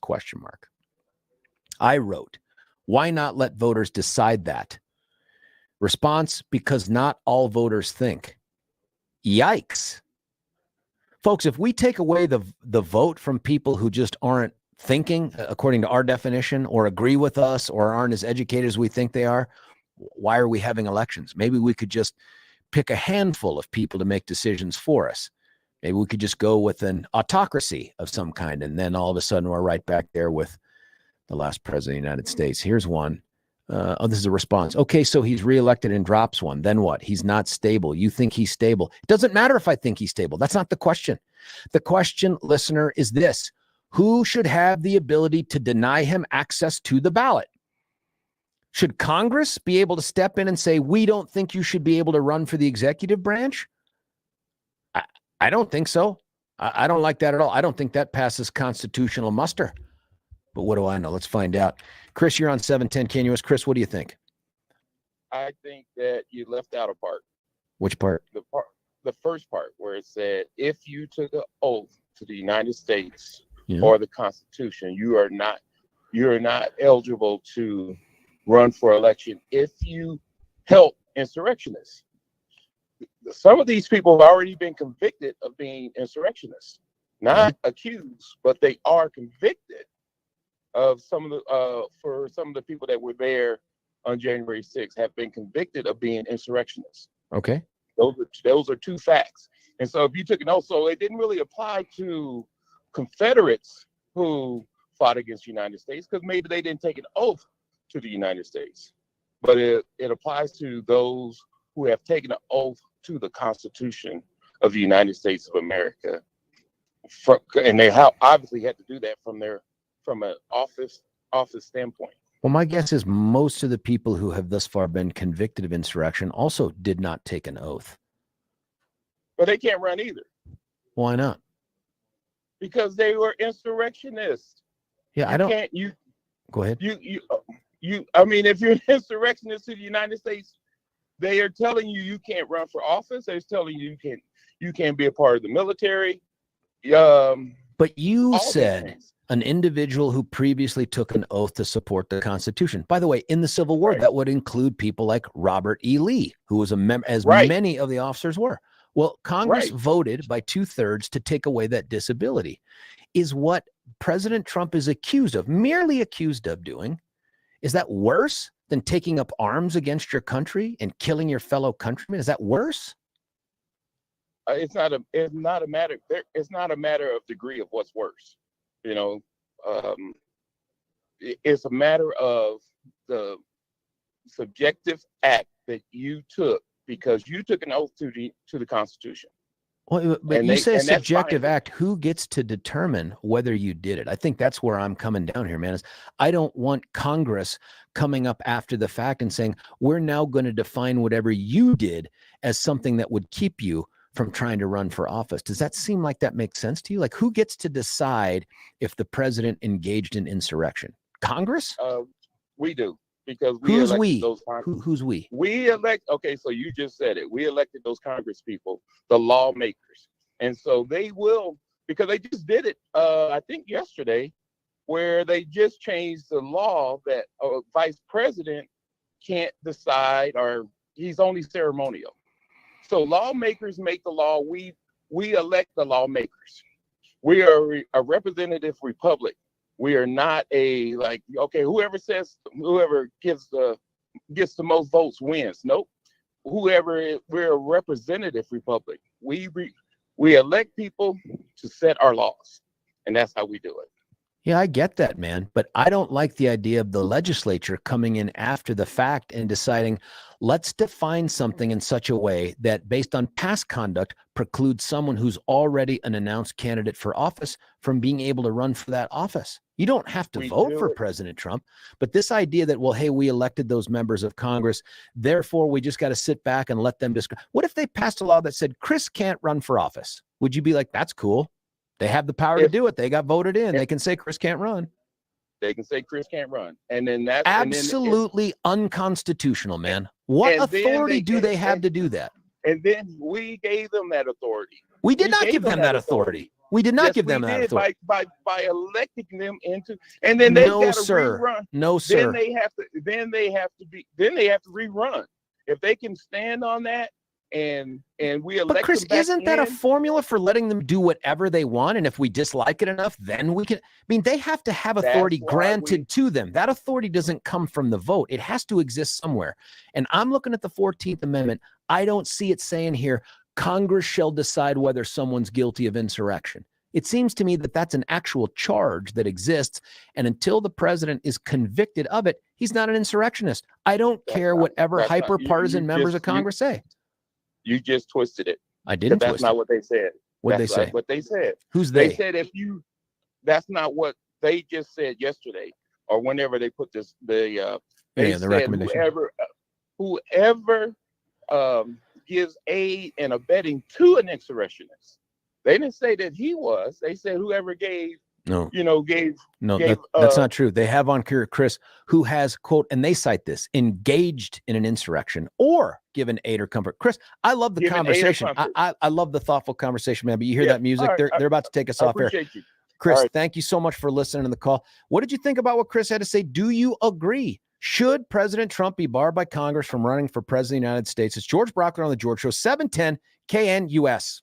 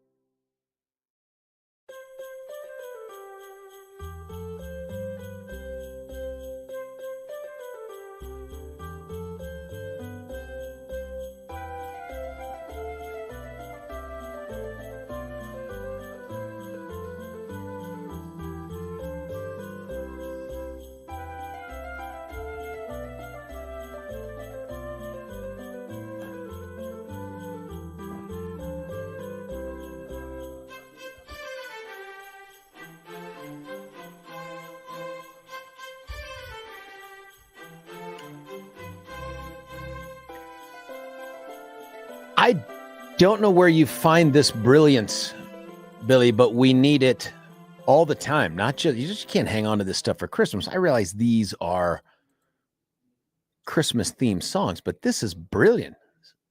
This is a little Osby Claus, or who is this? Clausby Osborne? This is Bob Rivers, who's a great parody artist.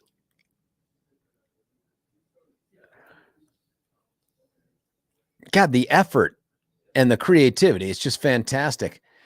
They make the words rhyme too, which country music refuses to do. They've banned rhyming of words since, I don't know, right after George Strait. I imagine he could still be with us. George Brauchler with you here on the George Show, 710 KNUS. We're halfway through the Christmas Adam show. I called it the Christmas Eve or Christmas Eve squared show, but Billy said, nope, it's Christmas Adam because in the Bible, Adam comes before Eve.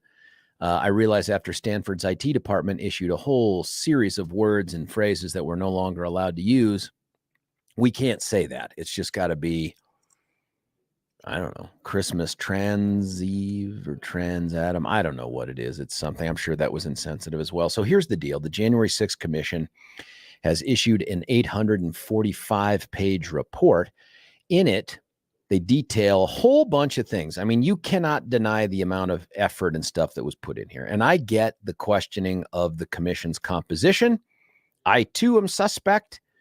They had only 2 Republicans on. They were the 2 Republicans that were the most outspoken against President Trump. I get all that. That doesn't mean that the information that in there is false or manufactured or not real. I mean, one of the things they put in there is like, I think almost every single witness we had testify is a registered Republican. That's interesting, isn't it? So we get, though, to page 700. I'm sorry, it's not 716. That's what it looks like on the PDF. We get to page 689, and there are a series of 11 recommendations that we've been discussing, the fourth of which is to cite Section 3 of the 14th Amendment. That is something that grew out of the Civil War. I think it was ratified in 1868, and in part, it bars someone who has engaged in an insurrection or given aid or comfort to the enemies of the Constitution, whoever the hell they are, and that they're disqualified from holding future federal or even state office, elected or appointed or otherwise, right? That disability, and that's what it is, can be wiped away by 2/3 vote of Congress.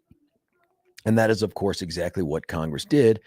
Back in the post-Civil War era, they wiped away that disability for everybody that served on behalf of the Confederate States of America, et cetera, et cetera, et cetera. But right now, this commission has said, we believe that President Trump should be disqualified and barred from running for office. And they even cite in here a House Concurrent Resolution 93 by Wasserman Schultz, and you know what a lefty she is, and Raskin, that would declare that the January 6th assault is an insurrection, and House Resolution 7906 to establish specific procedures and standards for disqualification and blah, blah, blah. So after the fact, trying to change the law to say that something for which the president has not even been accused, let alone convicted through the normal course, should bar him from running for office. And so the question that I asked, and the one I'm interested in getting from you, is, should President Trump be barred from running for president of the United States or any other office? I can't imagine him doing any other office, by the way, once you've been president. But that's where we're at. I mean, I got my serious concerns, but there are people that have texted in. We had a great call from Chris. I disagree with Chris, but I really appreciate how thoughtful he was in approaching the section. And then someone corrected, I think, Chris and my conversation by saying, if you Google it, I don't think anyone has been charged, let alone convicted of insurrection. That might be true. Here's another. Sedition conspiracies, I guess what they've been convicted of, which is not language that appears in this Section 3. Here's a real ray of sunshine here. George, concerning UTV, it's bad enough to have to look at my ugly mug in the mirror every morning. To also see yours would put me over the ledge. Oh, my God. Thank you. And I wrote back, very flattering. Thank you. Oh, my gosh, what is this Aussie spoof? Awesome, agrees. It says Ecclesiastes 10:2 says the heart of the wise leans to the right while the heart of the fool leans left. Truer words were never so appropriate as they are today.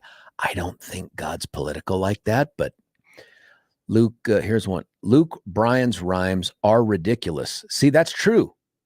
These people have given up on it. And someone else defending George Strait. Come on. Simple one. Do you think 1-6 was an insurrection? That's not a simple one. I think it was an insurrection based on my colloquial use of the term, but I don't think that answers the question. The question is the president responsible for the insurrection? And now you have this completely stacked against him committee who's come out with their report and said, yes, okay, that's something. It's not nothing, but that's not definitive. When a congressional body can determine what the facts are and the consequences for them after they've happened, that ain't passing laws, folks. That's something different. It's why we have an executive branch that has the monopoly on prosecution. That's why we don't let Congress prosecute or sentence. We don't let them do that. They can come up with the laws, but those tools get used by a different branch of government. So, do I think 1-6 was an insurrection? I do. And not for everybody there, but for a good chunk of them, I do. That doesn't mean the president is on the hook for it. So the question is, who gets to decide that? Does Congress then get to decide? We think that President Trump is responsible. Therefore, we declare him ineligible to run to be president, even though he's already declared himself a candidate. After someone's declared their candidacy, to go back and change the qualifications, I don't think it's criminal, but ex post facto, anybody ring a bell there?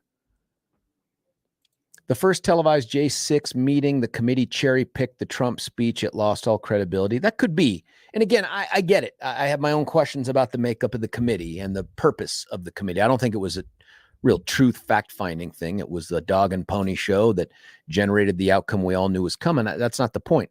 The point is the information that they relied upon and the quotes and stuff aren't invented. They're not made up. They're not coerced. These came from real people who were part of this. We'll talk later in the show, too, about some of the stuff that grew out of some other people that were big Trump supporters and things that they have said that are contrary to their other public statements. But I want to get to the phone lines right now. Jack, you're on 710 KNUS. Jack, what do you think? Thanks for giving some clarity to the subject. It was very good, George. Hey, thanks. And the other thing is this is just showing, this is pure desperation on their part. Without a conviction, they've got nothing. Anybody with a brain would know that. That might exclude Chris. But anyhow, no, Chris sounded really thoughtful to me. We just disagree, right? Like he clearly had read it. He'd heard it. I mean, I appreciate where he's coming from. I just disagree. Yeah, but he's citing the Constitution while he's supporting a president that's also tied to the Constitution and will not enforce the immigration laws, which he's under the Constitution he's obligated to do. So I mean, how can you have it both ways? You can't.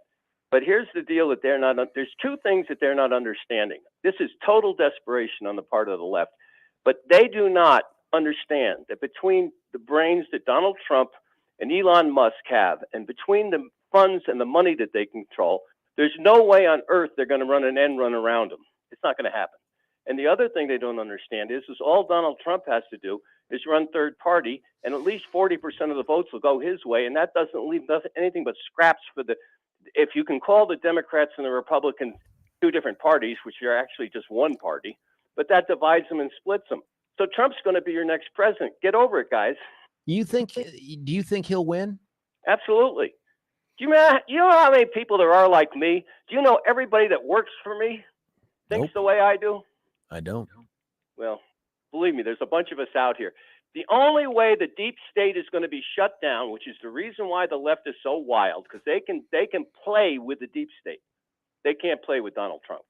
That's the only way it's going to be stopped is with Donald Trump. There is no other way it's going to stop. It sounds like, Jack, you then would say, no, he should not be barred from running for office. I take that as a given. Well, he can't be. Legally, he can't be. I don't think he can be either, at least not through this process. I don't think he can. You know, but that's a decision for the Supremes. That's not a decision for Liz Cheney.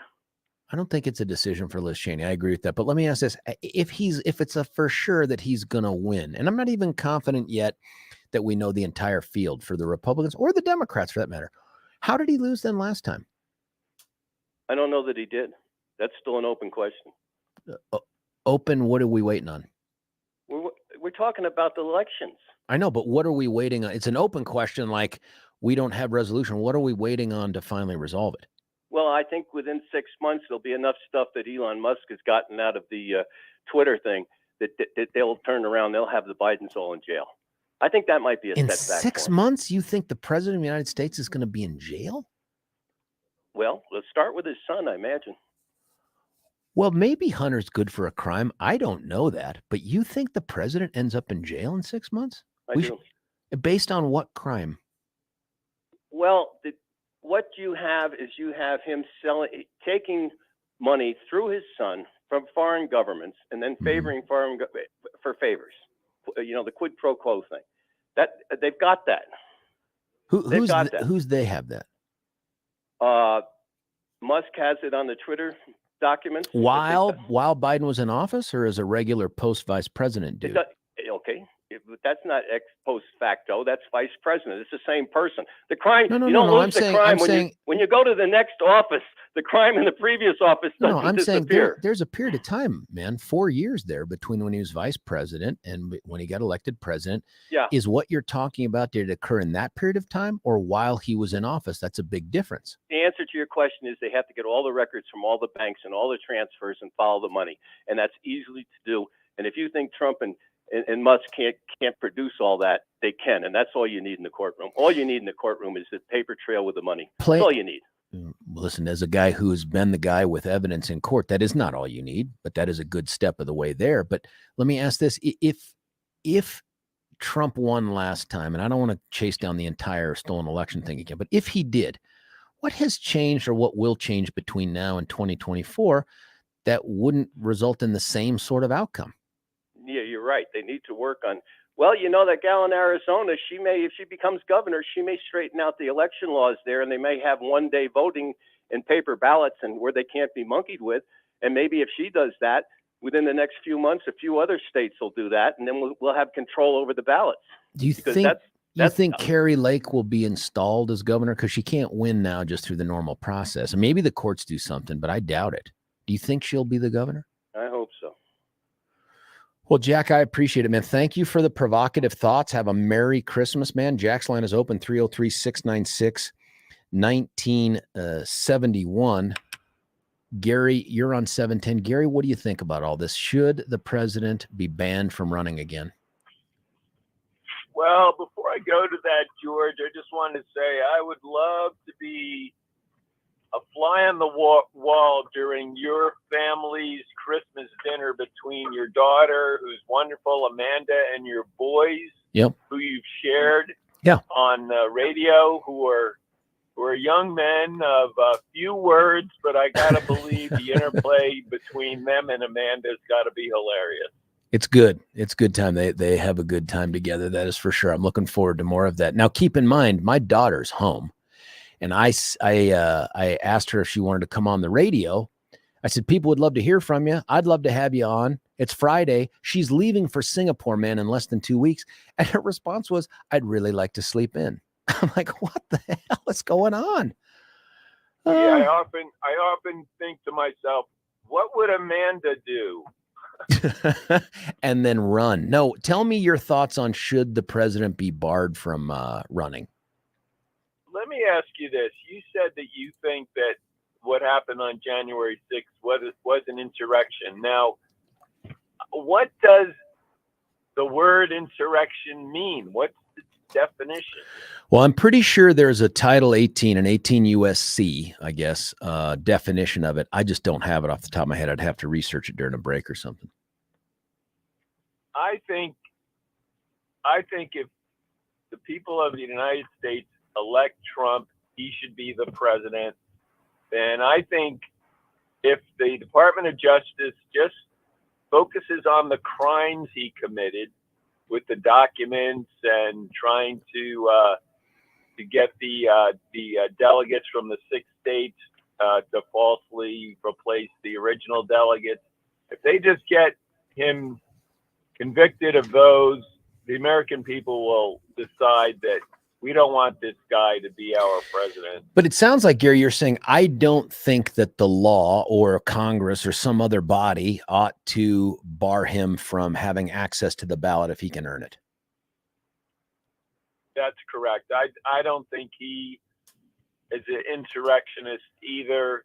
I think he encouraged people to trespass on January 6th, but, people do what they're going to do.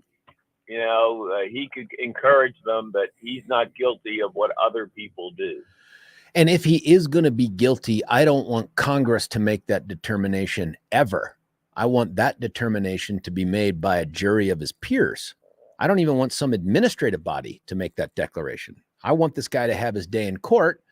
And if a jury comes back and says guilty, I've got a completely different opinion. But the idea that Congress is going to get together and pass an after the fact change in the law or definition of insurrection that will gobble up his past behavior and try to prevent him from remaining a candidate, that feels banana republic-y to me. That doesn't feel like, and the folks that have texted in that are like, oh my God, he would be so awful. Why would you vote for him? It's like, not why would I vote for him? Not why would I support him? The only issue here is access to the ballot. And the Congress, at least through this January 6th commission, has said, no, we don't even think he should be given a thumbs up or thumbs down. But we don't think Gary should have an opinion on this. I mean, that's crazy.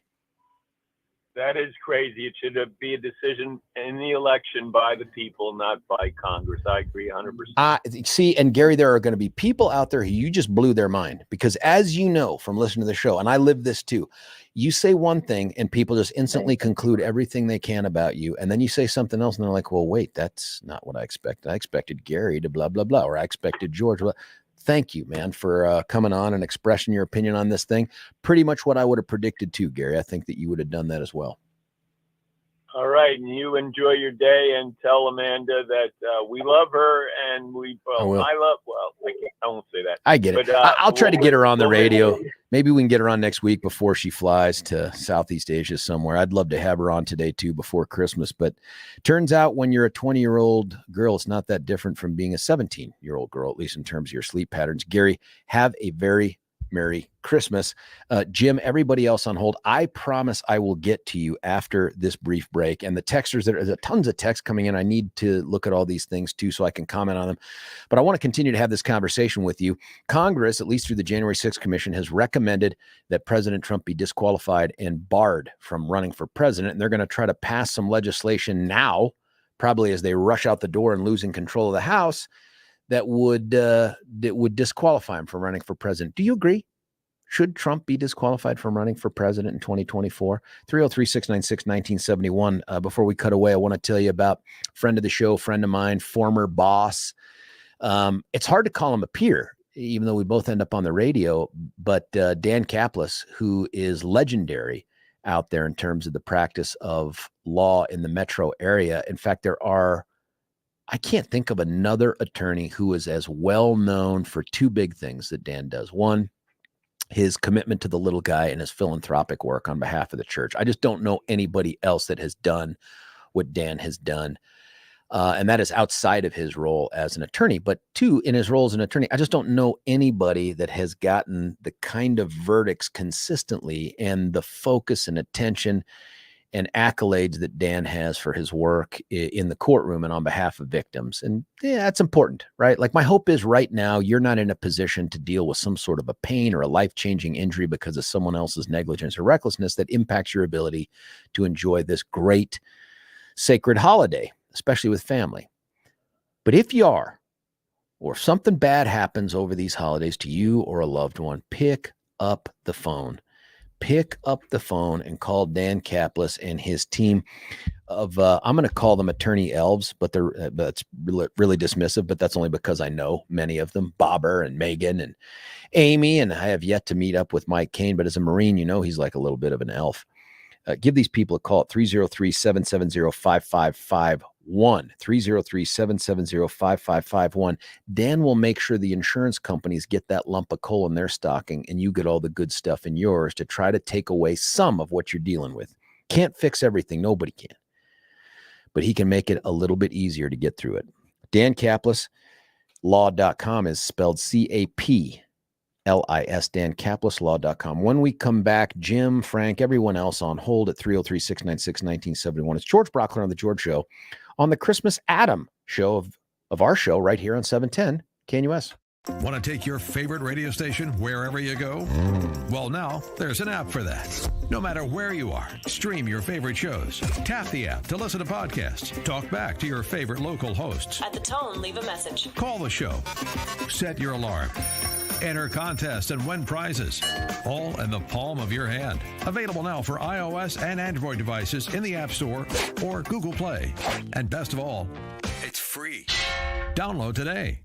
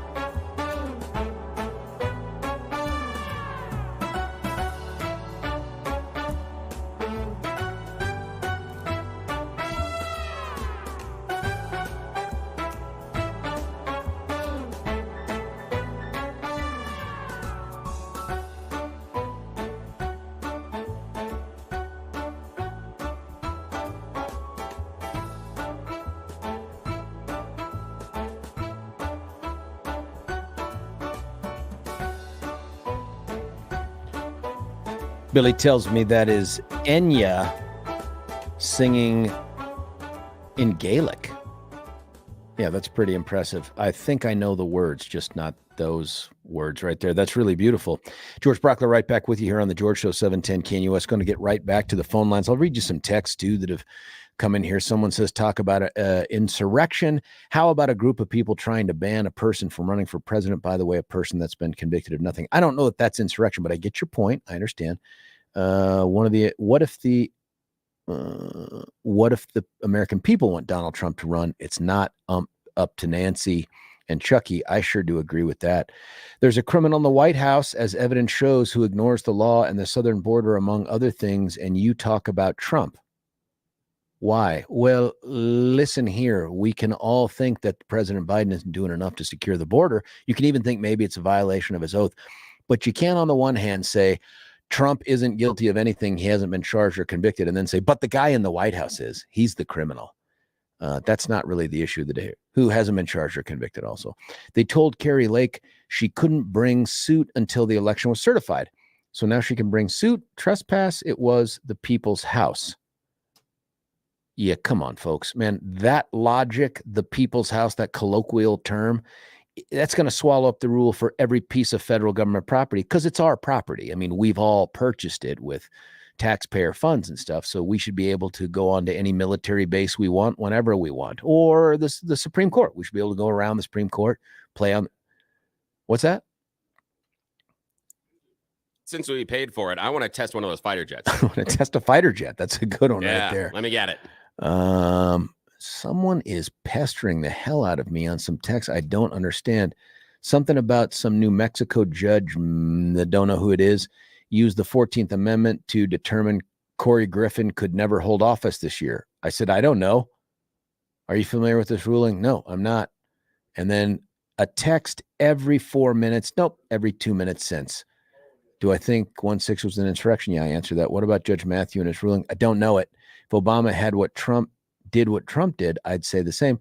Please, what? I don't understand the text, honestly, and I don't understand the context. But someone who might is Jim. Jim, you're on 710. What do you think about all this? Should the president be allowed to run again?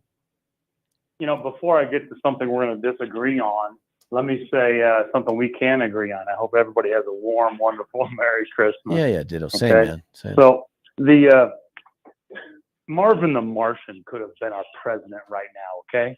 So Donald Trump is responsible for the election of more leaders on the liberal side than both of the Bushes combined. If they ban him, if he is banned from running again, this will only benefit the Republican establishment.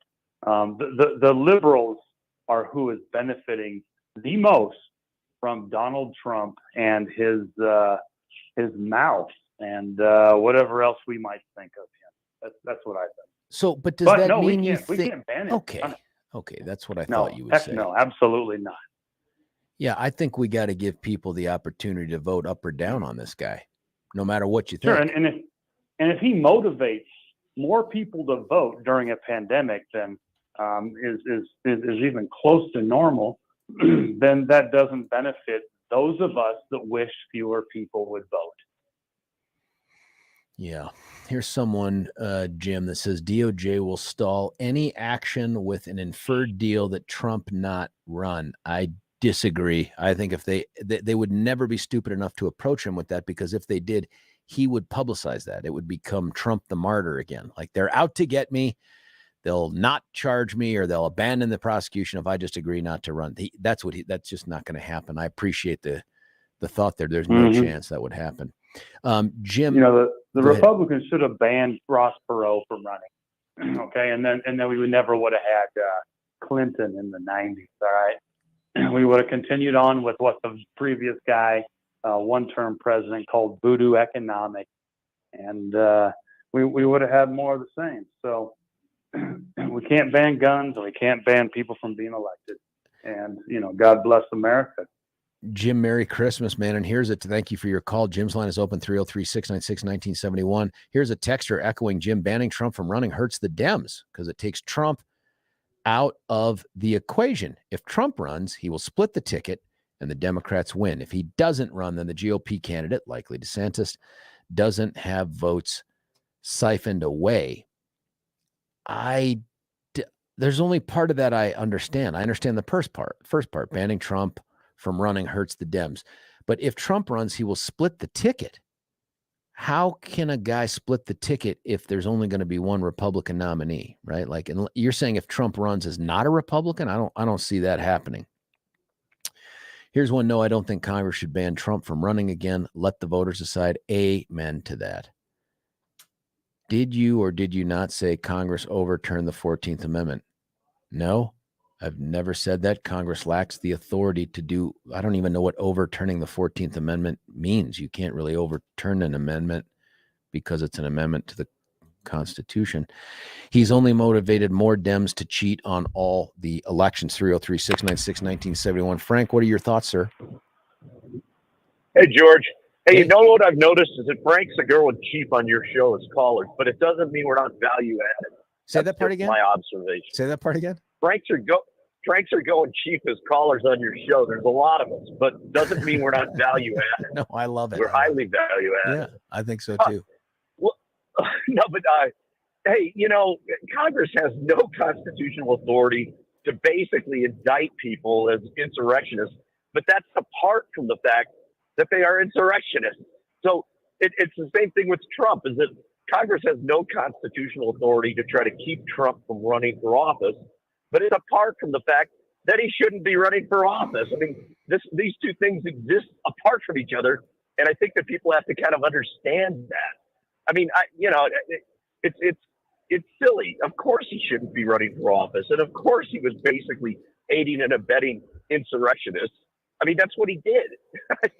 These are facts. I don't know. I agree with your position that whatever, like when someone asked me, do I think it was insurrection? I do, but that doesn't mean that those people all get to be insurrectionists for purposes of disqualification of future benefits or the opportunity to run. And I think you're saying the same thing, Frank, which is, yeah, I think the dude's good for a lot of what took place on January the 6th.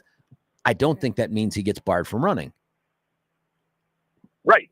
Yeah, that's exactly it. I mean, I'm trying to, compartmentalize the charge with what factually happened. I mean, we know what factually happened, and we know it fits into a category of insurrection. But nobody's been charged with this, or at least, or Congress lacks the ability to effectively charge somebody with this. And so these two things are apart from each other. They're not, you can characterize what happened and be accurate, but you can't, condemn and punish on the same basis. It's two different things. And after the fact, too. That doesn't sound like that makes a lot of sense either. It seems like these ought to be things that they put in place for the future if they have the ability to do that. But I worry about a Congress, too. And by the way, this will never happen after the next January the 6th because they won't be there anymore. The Dems won't be in power, right? And so right. I wonder if this isn't going to be rushed through. I really think at the end of the day, they don't believe they have the ability to do it, Frank. I think all of this is to just keep Trump alive, one, as an issue for them, but two, to keep fueling the fires that get him to run. The more people say, don't do it, don't run, you're devastating, you shouldn't run. That's like the yellow sun to Superman for this guy, right? Like, I mean, this is what pours on his strength. This is what gets him out of bed in the morning. I absolutely agree with that. Is that there's kind of a strategy here, really. I mean, it's a under the radar strategy. Is that if you keep inciting Trump to do stupid things like running, it's only helping the Dems. I mean, there's no question about that. I don't see how anybody could say otherwise. It causes. He's been the gift that has given now for 3 election cycles, 18, 20, and 22. This guy, to Jim's point, has done more to advance the cause of Democrats and liberals, progressives, whatever you want to call them, in close races than anyone you can possibly imagine. And that's both his Achilles heel and his superpower. He motivates the Republican base more than anybody in my lifetime. No question, more than Reagan. But he also motivates the other side more than anybody in my lifetime. You know what I mean? Like, Dems didn't like Correct. Reagan, but he didn't get them out of bed on their deathbed to go walk and knock on doors and say, please don't vote for Ronald Reagan. He didn't get people to scratch out checks for $5 when they only have 10 to begin with. That's what Trump does. Correct. And he does it to a better degree, or to a higher degree, opposite the conservative cause than in favor of it. And it's just, what's so funny is that he's one of the most predictable in reaction people I've seen in public office, or who's in the public limelight. He is so easy to predict. If you poke him a little bit, just do anything, he reacts uniformly. He reacts in this insecure, defensive, weird way. He's emotionally just not mature, is what it amounts to. He's like a 15-year-old kid. I mean, he's predictable in all of his actions, all of them. I will say it's this: almost, it's funny. Early on, the only thing that made him somewhat unpredictable was if you tried to apply norms to him, or some version of whatever your common sense is. That's not this guy. This guy is not just outside the box. There is no box, right? You just know that if you press this button, you get this result, like you pointed out. It's interesting. That's true. I appreciate, Frank, that your position is, and I think this is largely true, although some people have been texting in otherwise. Nobody yet has been able to defend keeping this guy off the ballot. Frank, Merry Christmas to you, man. As always, good phone call. 303-696-1971. Frank's line is open. Dolly, everybody else, I will get to you. I promise you that. Here's another couple texts from listeners. Banning Trump is only 1/3 of fixing the Republican problems. McConnell and Graham need to go as well. That is so interesting, too, because in my mind, it feels like the camps that get divided up are the establishment types like Mitch McConnell and Lindsey Graham. Who knows, man? He tries to go back and forth. He tries to be establishment fluid, if that's the right term. Trans establishment? I don't know. Banning Trump is only 1/3. Yeah, I wonder. That's interesting. I don't think we're getting rid of McConnell. He's been brilliant as the head of the Senate, at least in terms of those judicial nominations. You just can't deny that. Here's one. So are we happy with Biden? No, I'm not happy with Biden. I just don't think that that's even part of this analysis. It's not well, what about him? That whataboutism doesn't apply here. Separate that from, well, he hasn't supported the enforcing the border. That's a crime. It's a violation of it.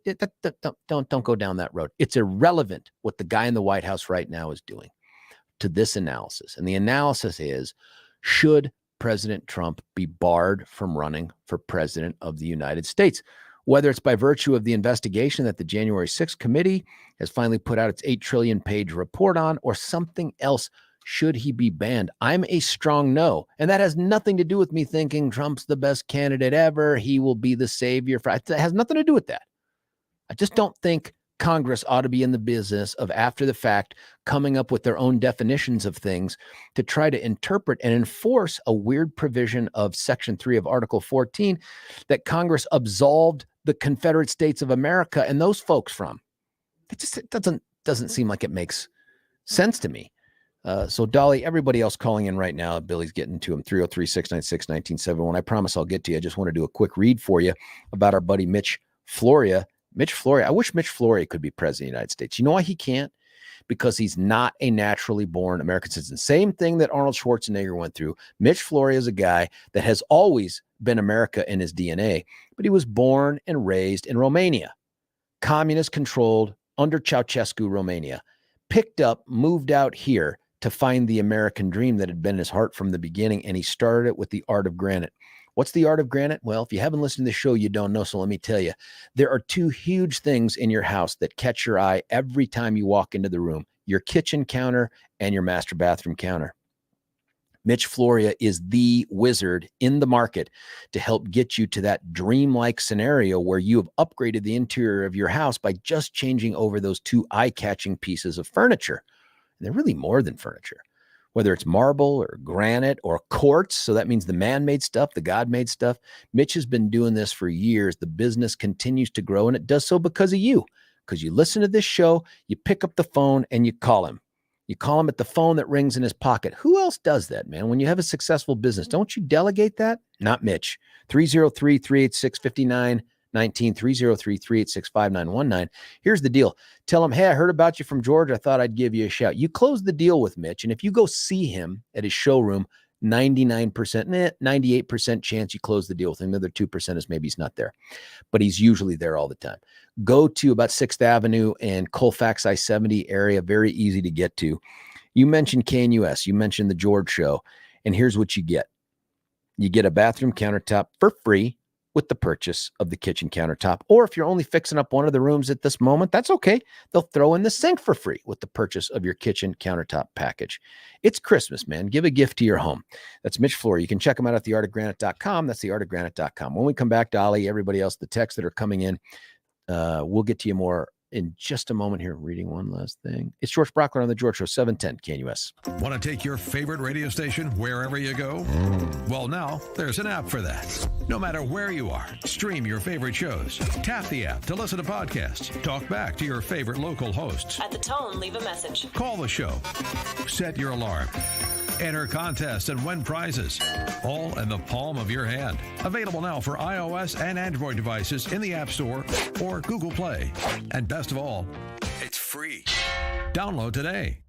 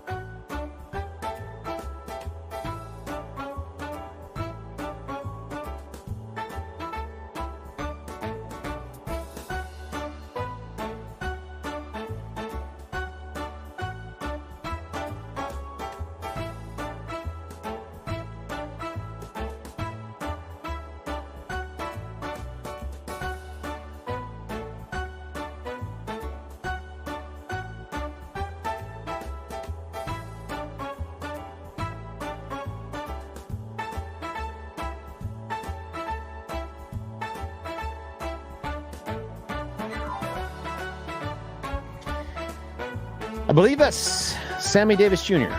Is that Sammy? Is it Dean? No, that's, of course, the king, Elvis, who has left the planet. But the great tunes there for the holidays.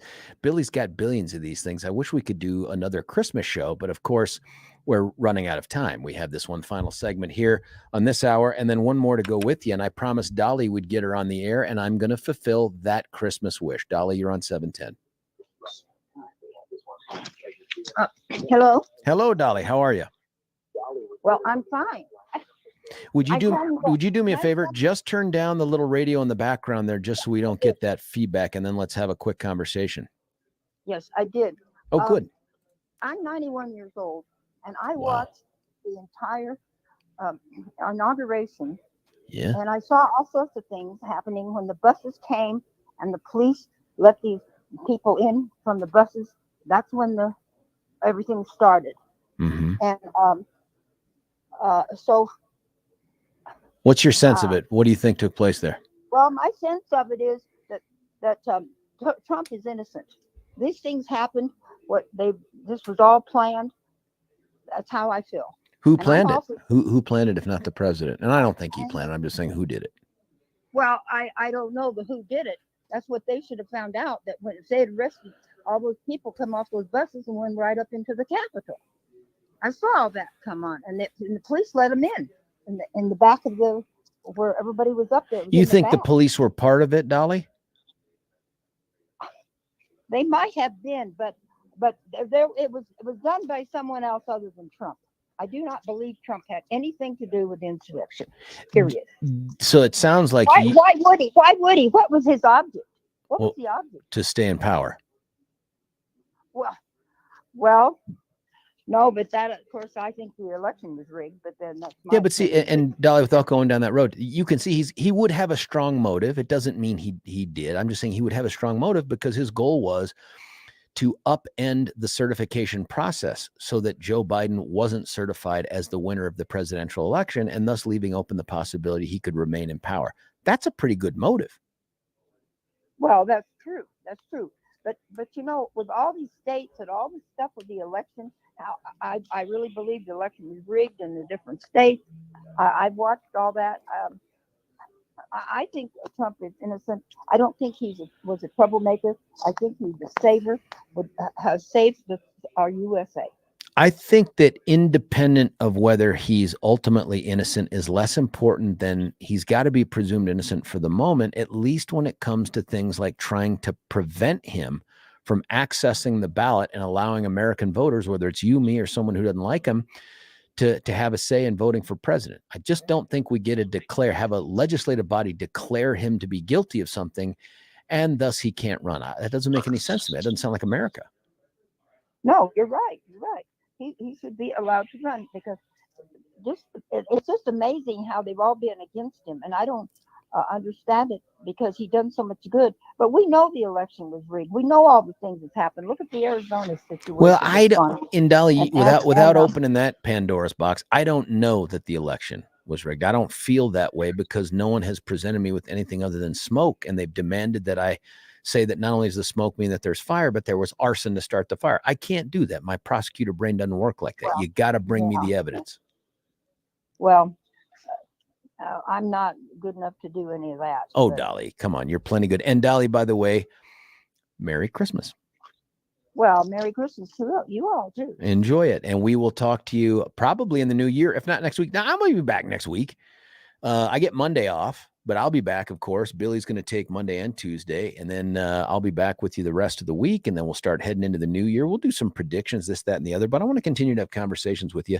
If you call in, of course, I'm going to honor that. There's some other stuff going on, some other statements made.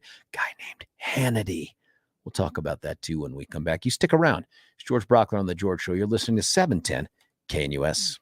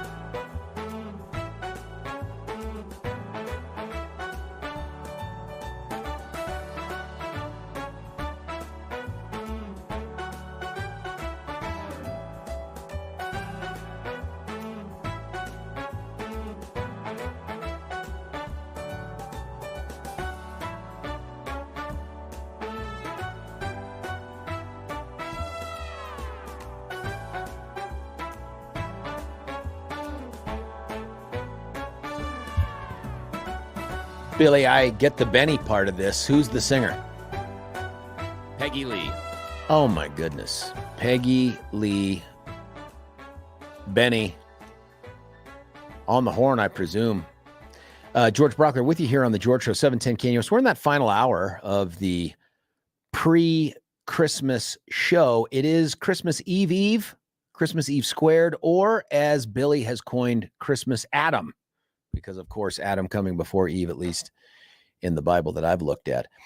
We've got callers on the line at 303-696-1971. Continuing for the moment with this discussion about whether or not President Trump should be banned, disqualified, barred, whatever word you want to use for running for president, based on the January 6th committee's recommendations, citing Section 3 of Amendment 14. That's the 14th Amendment to the United States Constitution, a post-Civil War constitutional amendment that sought to disqualify those who had engaged in the Civil War itself on the side against the federal government from holding office if they had previously taken an oath to uphold and defend the Constitution.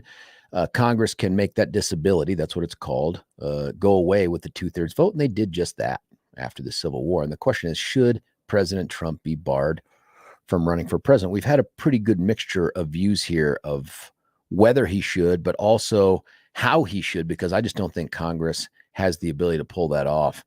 I don't think it would pass constitutional muster, but what do I know? I'm not an attorney. 303-696-1971. Rush, you're on 710. What do you think? Hello, Russ. Yeah, George, great show. I first of all, I don't think he's guilty of doing anything. I got 2 points I'm trying to make here, but first of all, first guilty of doing anything, as well as why did you? I don't get why you said that he would cause this insurrection to maybe alter the vote and maybe win and in the end and so on and so on. I mean, do you think you really had that motivation? Do you think you really believed that? And I think it could happen. First, I mean, these guys were a bunch of idiots that went there, stupid, unorganized, didn't have a knife. I mean, maybe a couple had a knife or a stone or something on. I mean, you have to take over the government. I don't care how many people you protest in Washington. Russ, I think they recovered a lot of weapons, but I do think many of them there probably gave into the emotion of the moment. But I think it's undeniable, given the evidence that has so far come forward, that there was some level of organization. Now, I don't see Donald Trump's fingerprints on the movements of those people, and that's a different debate. But do I think that Donald Trump was motivated to try to stay in office and to prevent the certification of Joe Biden as president? Yes, I do. I believe that. In fact, most of the people who are stolen election people think he should have done it, and he should have been successful in doing it. Yeah. Well, I still believe he should be too, but that's not realistic. Okay. And a riot, or, well, I call it a protest. I mean, the Avs called a protest. There's someone who got killed down there in the streets because of the Avs winning the Stanley Cup. Would Nathan McKinnon be guilty of saying, let's go party? I mean, that's all Donald Trump was asking to do was a protest. But I don't think Nathan McKinnon also was engaged in doing the things that the president was related to the election. I mean, we know his motivation because of the efforts that he took to try to get people like Brad Raffensperger and Secretary of State of Georgia and other people to change, alter, overturn, whatever word you want to choose, the election results. So that's a little bit different. Now, okay, that's fine. Yeah, there's nothing wrong with doing that. Okay, no, there's nothing wrong with wanting to do that. I'm just trying to connect the dots between, you're saying this, or anybody saying this, Washington, D.C. January 6th riot, which turned into a riot, which was called for a protest, not a riot by Trump, if anything. I don't honestly believe that he might have want to cause even a stir or just a protest, which is fun, the First Amendment. And that's all he wanted to do. Now, how do you know that? I guess I'm all over the place with it. How do I know that? Because I know you cannot take over a government by success. Even if the thing was successful, how successful is it going to be? You got the Army, you got Marines, you got everybody out there that's going to take that White House back, or those idiots literally take it. So there's no such thing as those guys or that happening in that one moment of time. Now, through time, I still believe he got ripped. A lot of people do. You think he got what? You broke up on me, Russ. You think he what now? I think he got ripped off on the election. And of course you can blame it on COVID and BLM and all the other riots and the junk that was going on. But ripped off in what way? Ripped off in how these elections are done, like the girl in Arizona, the governor down there, that, there are just those inside ways that those Democrats use. Oh, these certain people can't go in there with their ID. Oh, that's discrimination. How could you stop somebody from voting? Up until this last election, though, Republicans controlled almost everything related to the election. AG, governor, all that stuff. How did it happen then? Yeah, how did it happen just this last election? Well, I think it's probably just tired of all the BS. They can't tell the lie between the truth. And it's emotion. And which was January 6th.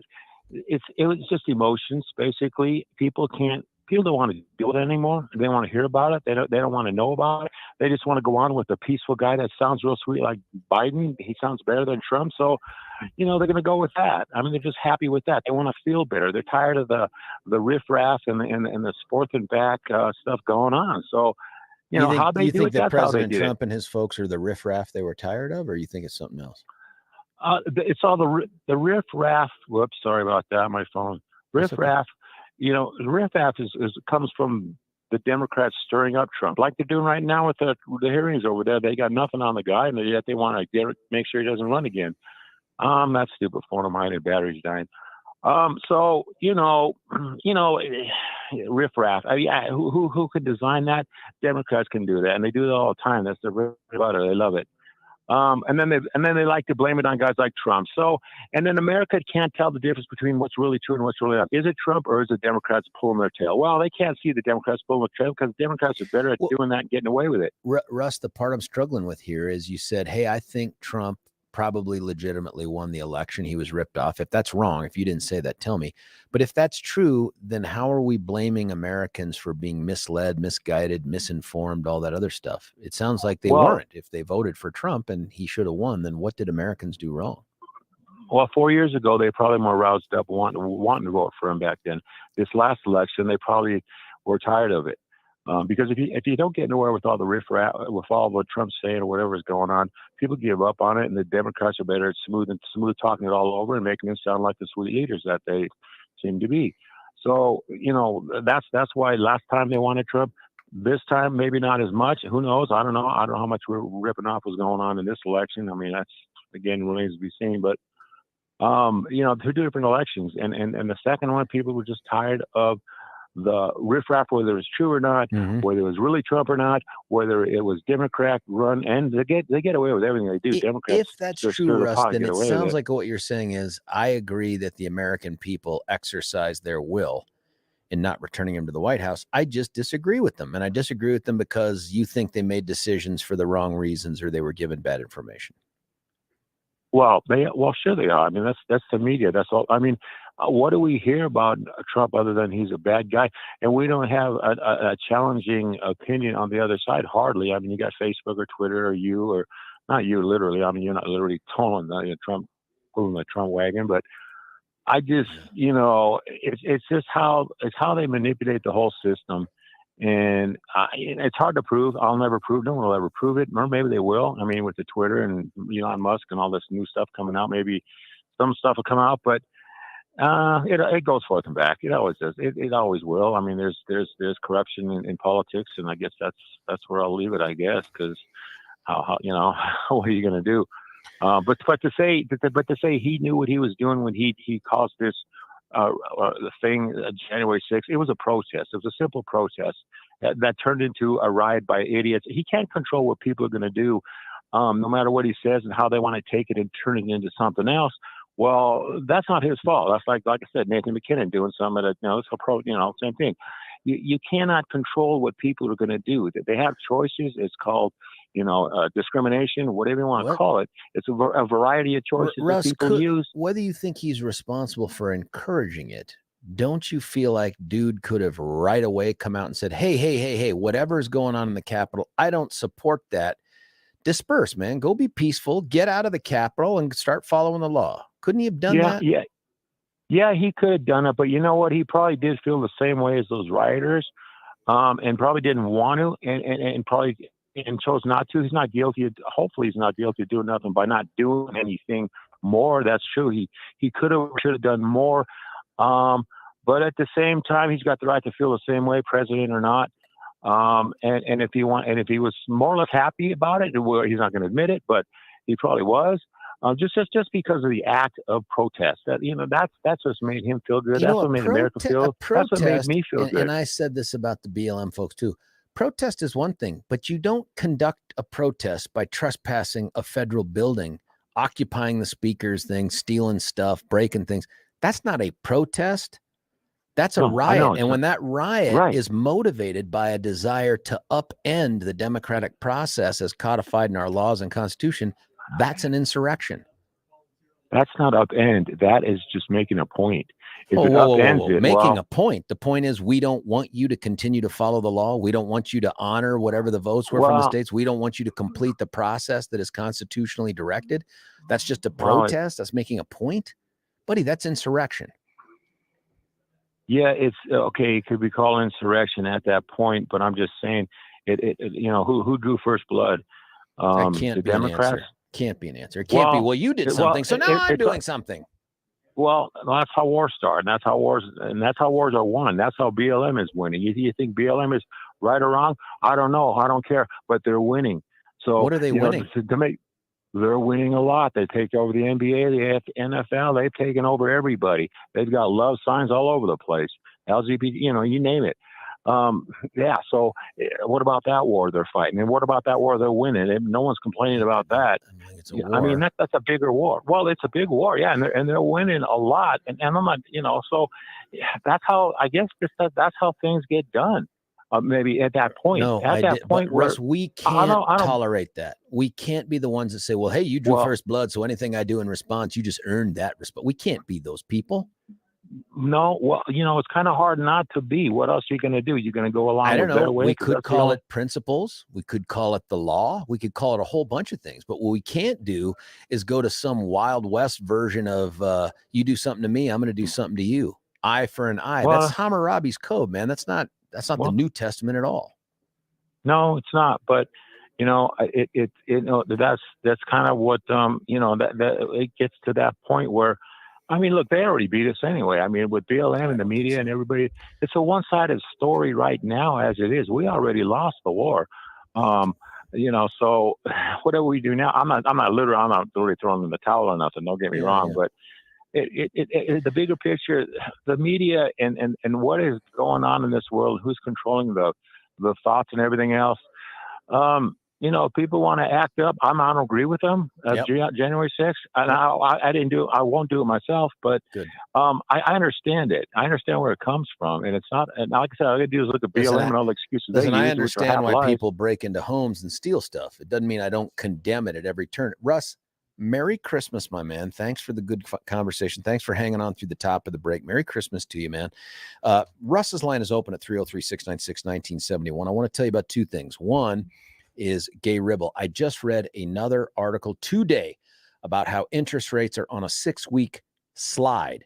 Now, I don't know how long that lasts. I don't know what that all means for down the road.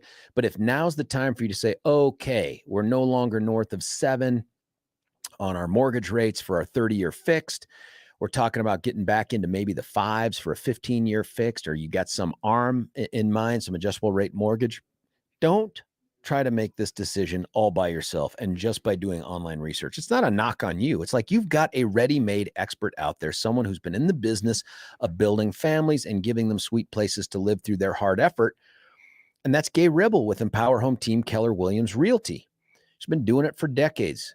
She can help make this as stress-free an effort as possible. And if you're in a position to want to move or have to move, Merry Christmas, Tom, to have to move or want to move during the holidays, which may seem like the least likely time to buy or sell a house, it may be the bestest time to buy or sell a house. Why wait for everyone else? Why wait for the Fed to make another move up in interest rates? Strike now. Give a call, 833-301-SOLD, 833-301-SOLD. Here's the other thing she does for you. You don't have to take my word for it. You don't have to just go check out the website at gayhasthebuyers.com, gay, G-A-Y-E, hasthebuyers.com. Great place to start. You don't have to take those words.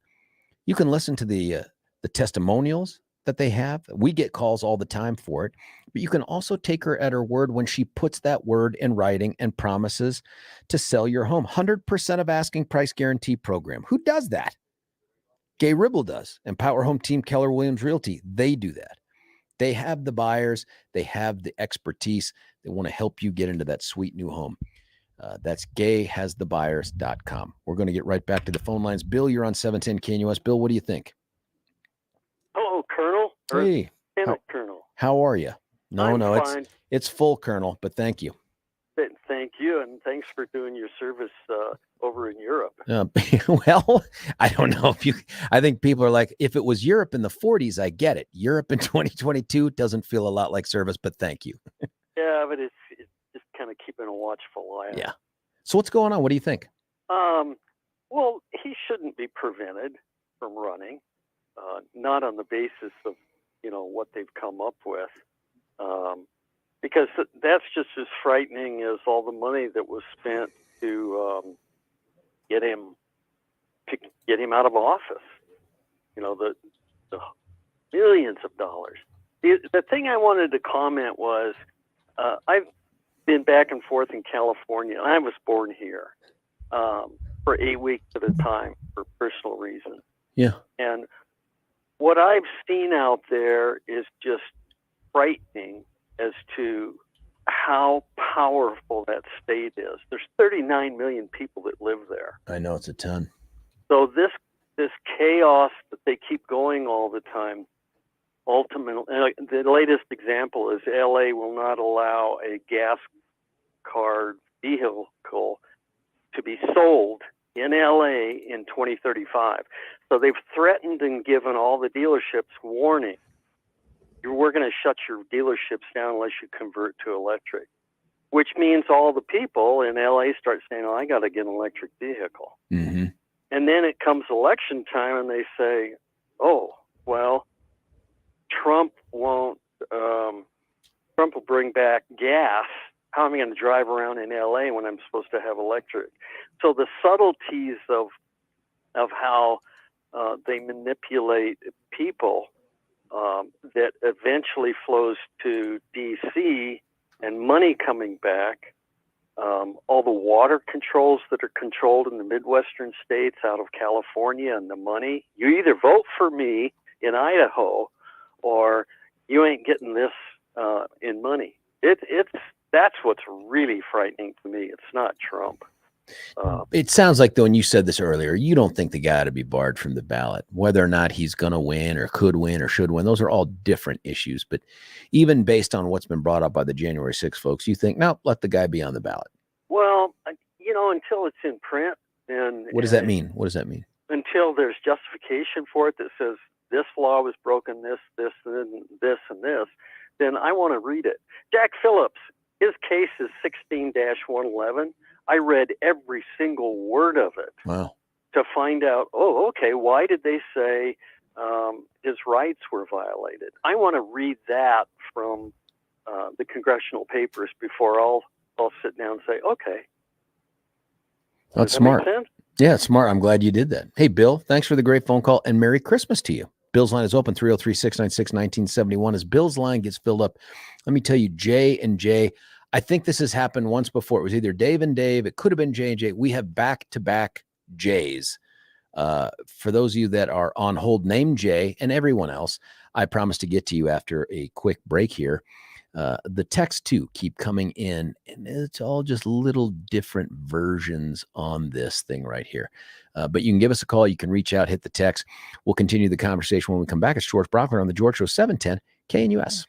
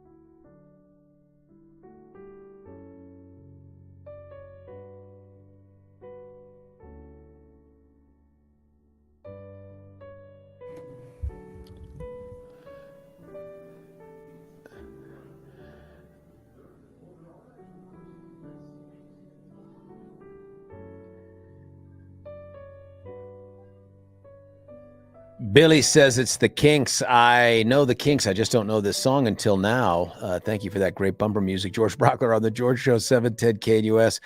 We need a couple more Christmases to probably even work our way through the first portion of Billy's library of music there. It sounds awesome so far. We're going to go right back to the phone lines. Jay number one, you are on the George Show. What do you think, Jay?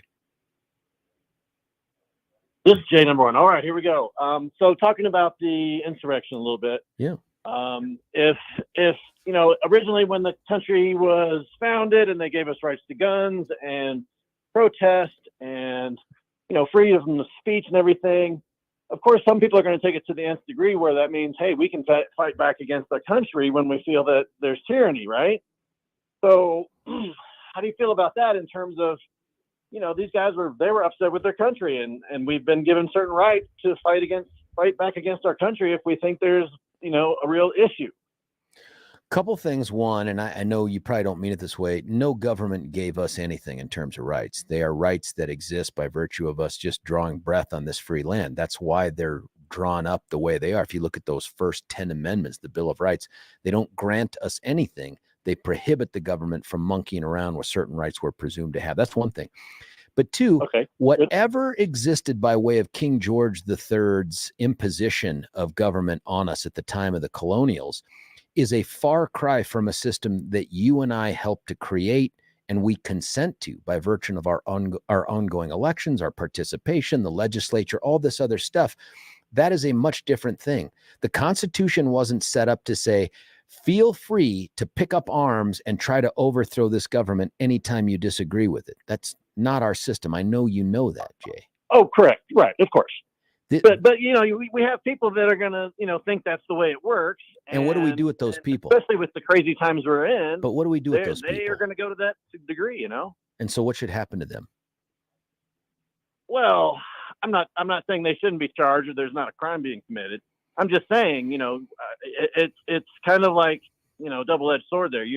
People are upset with the country and the government and the things that are going on and things they believe that are happening. Yeah. You know, right or wrong, it's still you know, I guess I'm just looking at it from the side of the coin that says, hey, if there's you know, your government is doing things wrong or in such a bad shape, the people should rise up and fight that.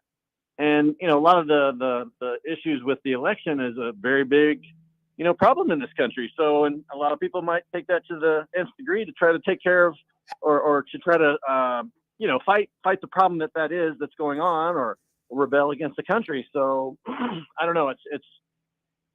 That's just kind of what I've always thought that, like, you know, even the militias, the right to have militias and all that kind of stuff. What are militias for? Is that just to fight people in your neighborhood or is that to fight the government? Well, man, I sure hope we don't have organizations that exist here in America that are armed to take on the government. Well, they're going to lose, of course. We know that. Yeah, but I don't even want to see us going down that road. Everybody had, you know, those little, you know, the guns shooting, you know, giant metal balls. Yeah. You know, there was, you know, you had half a chance to beat the government. So, of course, no one's going to take on the military, of course. But, you know, they got all the way up to the Capitol and got inside, and that seemed to be, you know. You don't think that you don't think those are crimes? You don't think what they did is a crime? Oh, I think it's a crime, but it's you know, I guess I'm just saying that a lot of the, you know, you know, and I'm not a big historian. I'm just kind of talking as general, you know, JQ public, but that you know, the founding of the country was to be able to, you know, like I said, give people the right to fight back to against the government if they think that it's, you know, gone crazy like it had done in England, and I don't, you know, keeping them from their certain rights. I don't agree with that. I don't agree that the purpose of our government was to encourage people to take up arms against their government. I wouldn't if they say disagree. that. I don't think I'm trying to say that. I'm just saying that they gave us seemed like certain things that if we wanted to take arms and fight against the government because we thought they were out of control, then that's what I think some people think they can do. Me personally, I you know, I don't even own a gun, so it's not an issue for me. But I just think it's an issue that some people would take to the nth degree to fight the country that they think is out of control, which I think is part of what, you know, when America was founded, and I don't know if it's right or, you know, Bill of Rights or whatever, Constitution, but it's they felt like that they were given, by virtue of what happened in England, that, hey, here in America, it's different. And if the government gets out of control, that there's pushback that we can have. Yeah, but we have that built into the system. If we want to change government, we can through things like the ballot box. We can go to courts. We can do all those sorts of things. I just think we're in a much different position than we were back in pre-1776. The other part, though, is that I don't want to be an apologist for what took place inside that Capitol. And there are a lot of folks that are. I think they're criminals, what they did. And I think that's being borne out by the number of convictions that there are. The bigger question for me, though, is Donald Trump has not been formally accused of anything. He's been informally accused by a bunch of people in the media and in Congress, but that's irrelevant. That means nothing to me. Should he be barred from running for office? Oh, I don't know about that. I think that's a tough one. It's not for me. I don't think he should be barred. Why? What are you on the fence about? Why do you entertain the idea that he should be barred? I think that's. I mean, I voted for Trump. It's not an issue for him to run. I don't think he's the best candidate anymore. Of course, but I wouldn't bar him. I think that's right. And Jay, that's what I think you're getting to is you may not want him to be the nominee. You may think we can do better with someone else. There may be a whole bunch of reasons to not have him, but you don't bar the guy there based on a January 6th handpicked committee of Trump haters who got together and got the information they wanted, which may be accurate. Don't know, don't care, because he's got to be convicted in my mind. And someone had texted Jay, that the use of the term insurrection is over the top and outrageous. I don't think so. If I look at insurrection, I don't think they knew that. I don't think they really thought they were going to go in there and kill people and change the vote. And that wasn't. Here's how insurrection is defined. A couple different places. Here's just on the web. A violent uprising. Clearly, it was violent against an authority or government. Well, it was all those things. Technically, yeah, but I think in most people's minds, an insurrection is, that was, fully, fought through and overturned and, really, really made damage and killed people. When really the so if they're just trying to overthrow the government, but nobody dies, not an insurrection. I think I'm just saying from general point of view in the public, an insurrection is more of a complete event instead of just a try. So it was. So what about attempted insurrection? What you saw in the video of most people at the Capitol was not like people went in there guns a-blazing.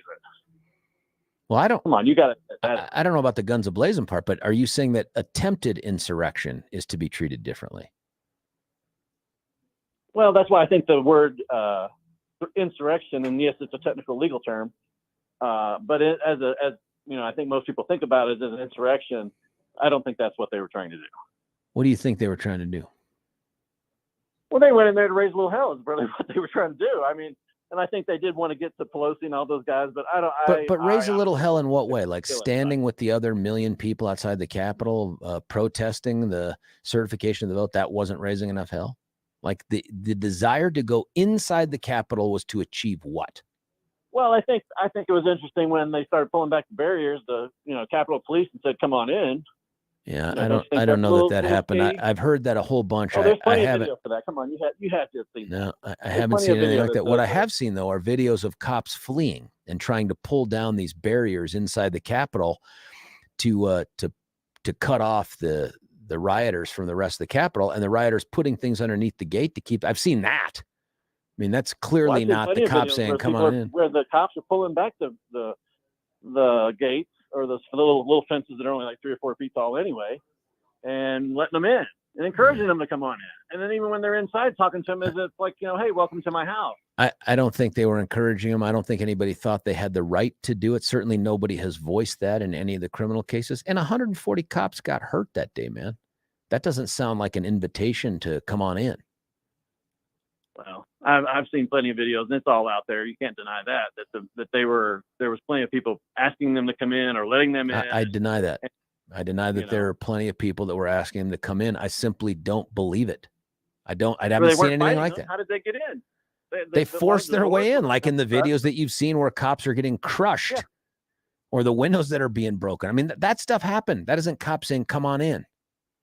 You know? Well, I do believe, there is that, but it wasn't, it wasn't complete. They weren't throwing, Molotov cocktails in there. This wasn't, Jay, very but and I know we're gonna always have this debate, not just you and me. I mean, folks out there who want to believe that this was part of some bigger thing. But Jay, let me do this for you because I'm running out of time. Merry Christmas, my man. Thank you for being a great listener. I'm going to get to the other Jay, and Jay, you're only number 2 chronologically. You're not number 2 in our hearts. Hang on for just a moment here. I want to tell you about a way to beautify your home, and the reason you want to do it during the holiday. And you might be thinking to yourself, wait a minute, holiday Sunday. I'm going to go to Urban Lights Denver today. You could, for sure. You absolutely could. But this thing is going to go on past Christmas. Okay. So even early next week, put down in your little calendar right now, me and the fam are going to hop in the car. We're going to drive over to Santa Fe, just south of I-25, just south of Mississippi, north of Florida. And we're going to go into Urban Lights, 20,000 square foot, national award-winning showroom. And we're going to check it out. I'm telling you, it puts a smile on your face because you look at all the possibilities. You can't help but think back to your own home and think, man, that would look great here. I could do that there. Stuff you just can't do with your online searches. And that's what makes Urban Lights so popular. David and his group of experts there, they're just the friendliest you can imagine. They've got a great website at urbanlightsdenver.com. And here's the deal. If you go buy the stuff right now at the sale, here's what they're giving you for this holiday sale.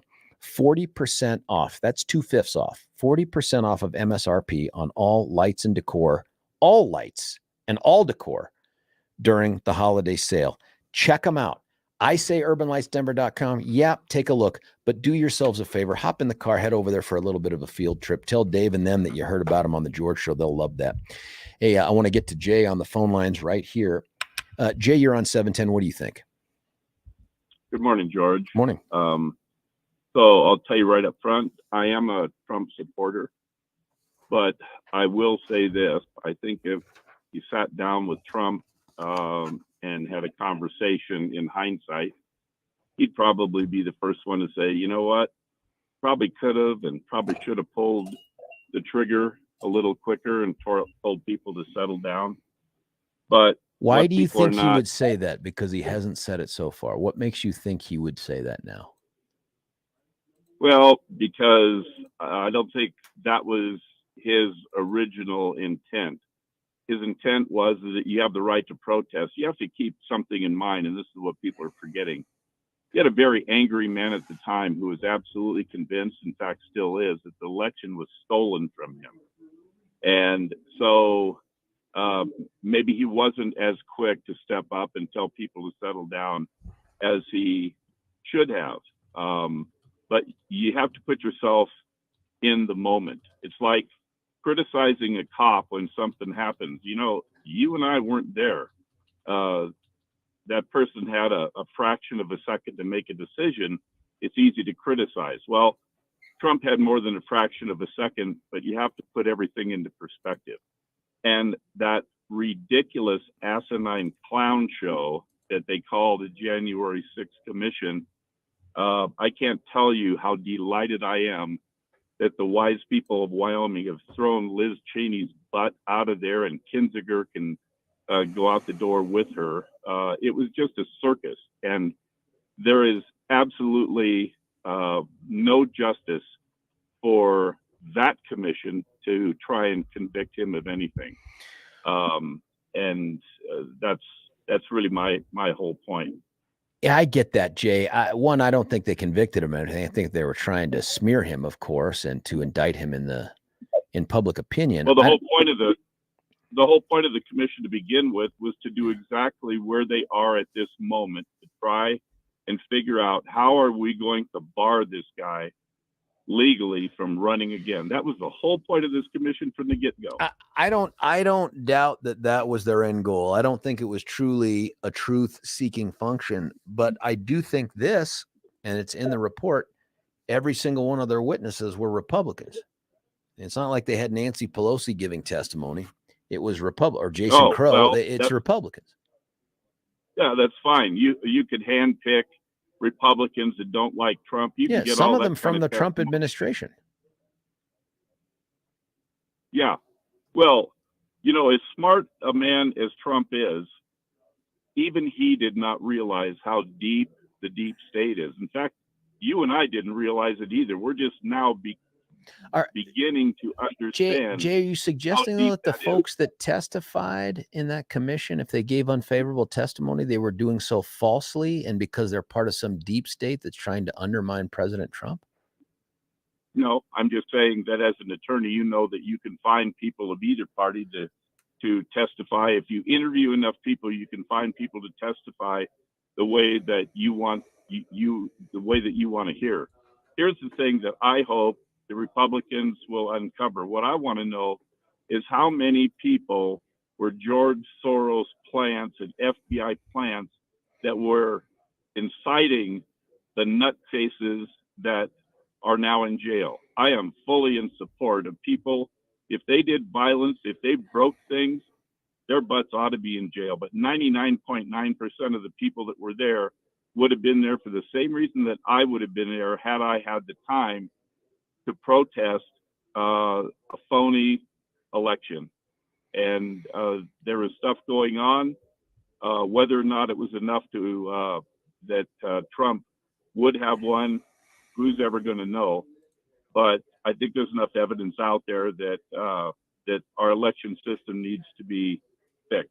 And my whole point with Trump is that, yeah, he would probably agree that he should have been quicker on the trigger to tell people to settle down.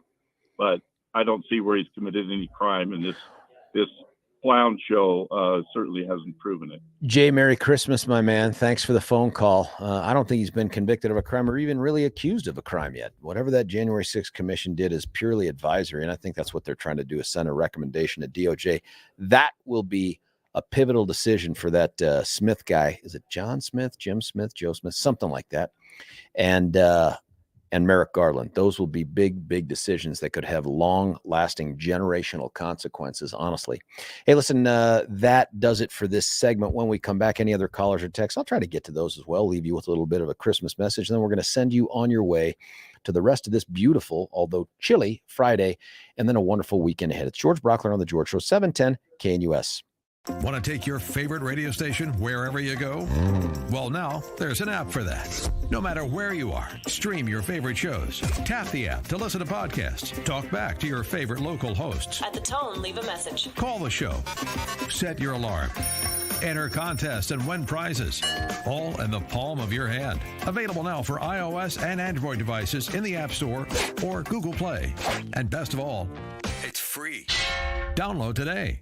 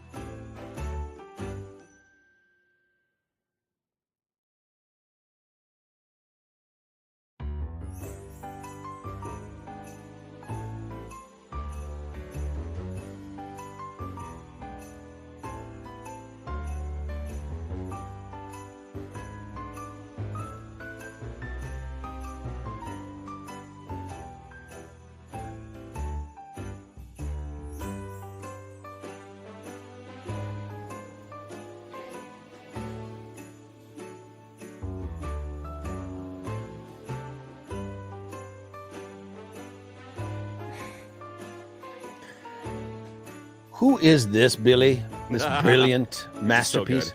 So this is Small Town Titans. Well, that's pretty good, man. These are amazing. They're an amazing low-key band. Nobody knows them. Check out their cover of Hallelujah. They kill it. They're really good. And the lead singer is a really good dude. His mom was a music teacher, and he still gives music lessons when they're not on the road. They're absolutely fantastic and just a bunch of good dudes. Plus, the drummer's a pro wrestling fan, so, that gives them extra points in my book. Yeah, they're wonderful. Buddy, in our last couple of moments here, I thought I'd give you some time here to discuss something holiday-ish, maybe a shout-out to the fam. Oh, I'd love to, hi to the family.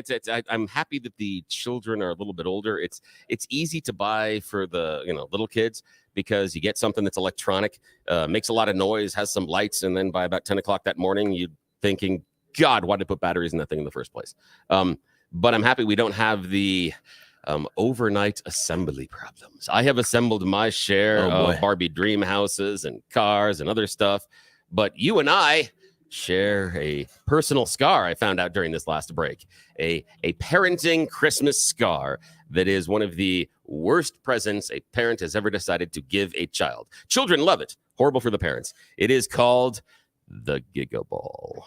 It's basically a human hamster ball. Yeah, and it's inflatable. However, each one of the little hexagons is individually inflated, and there's like 90 of them on the ball.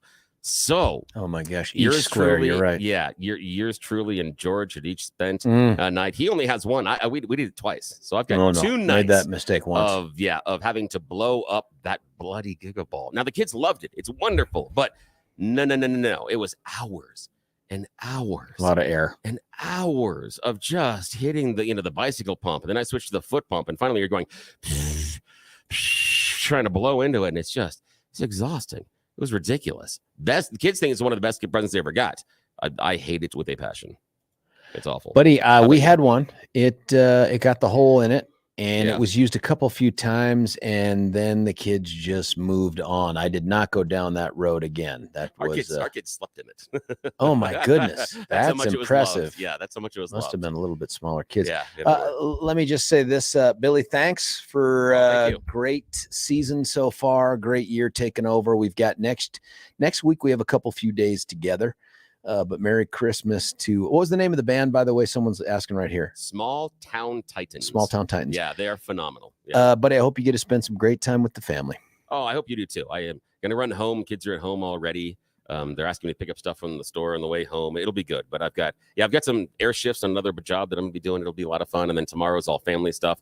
And then Christmas, we talked about that earlier. Christmas is the day in which we try not to get out of our PJs. So I'm shooting for that one. I need to engage in some personal hygiene before that day then, because I've really, my goodness, I've taken a knee on most of that here over the last couple days. I can't wait to get to spend time with the fam. That is the best part of it. And I know folks out there may not have all their families intact for one reason or another. Kids move away, changes in family status, people move on, pass on. But this is just one of those magical days, man, that everybody remembers it as a kid. Everybody wants to make it memorable for their kids and their grandkids.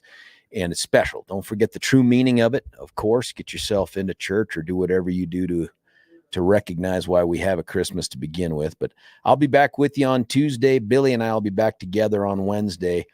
To the kids out there, Merry Christmas, man. It's been George Brauchler on The George Show, 710 KNUS.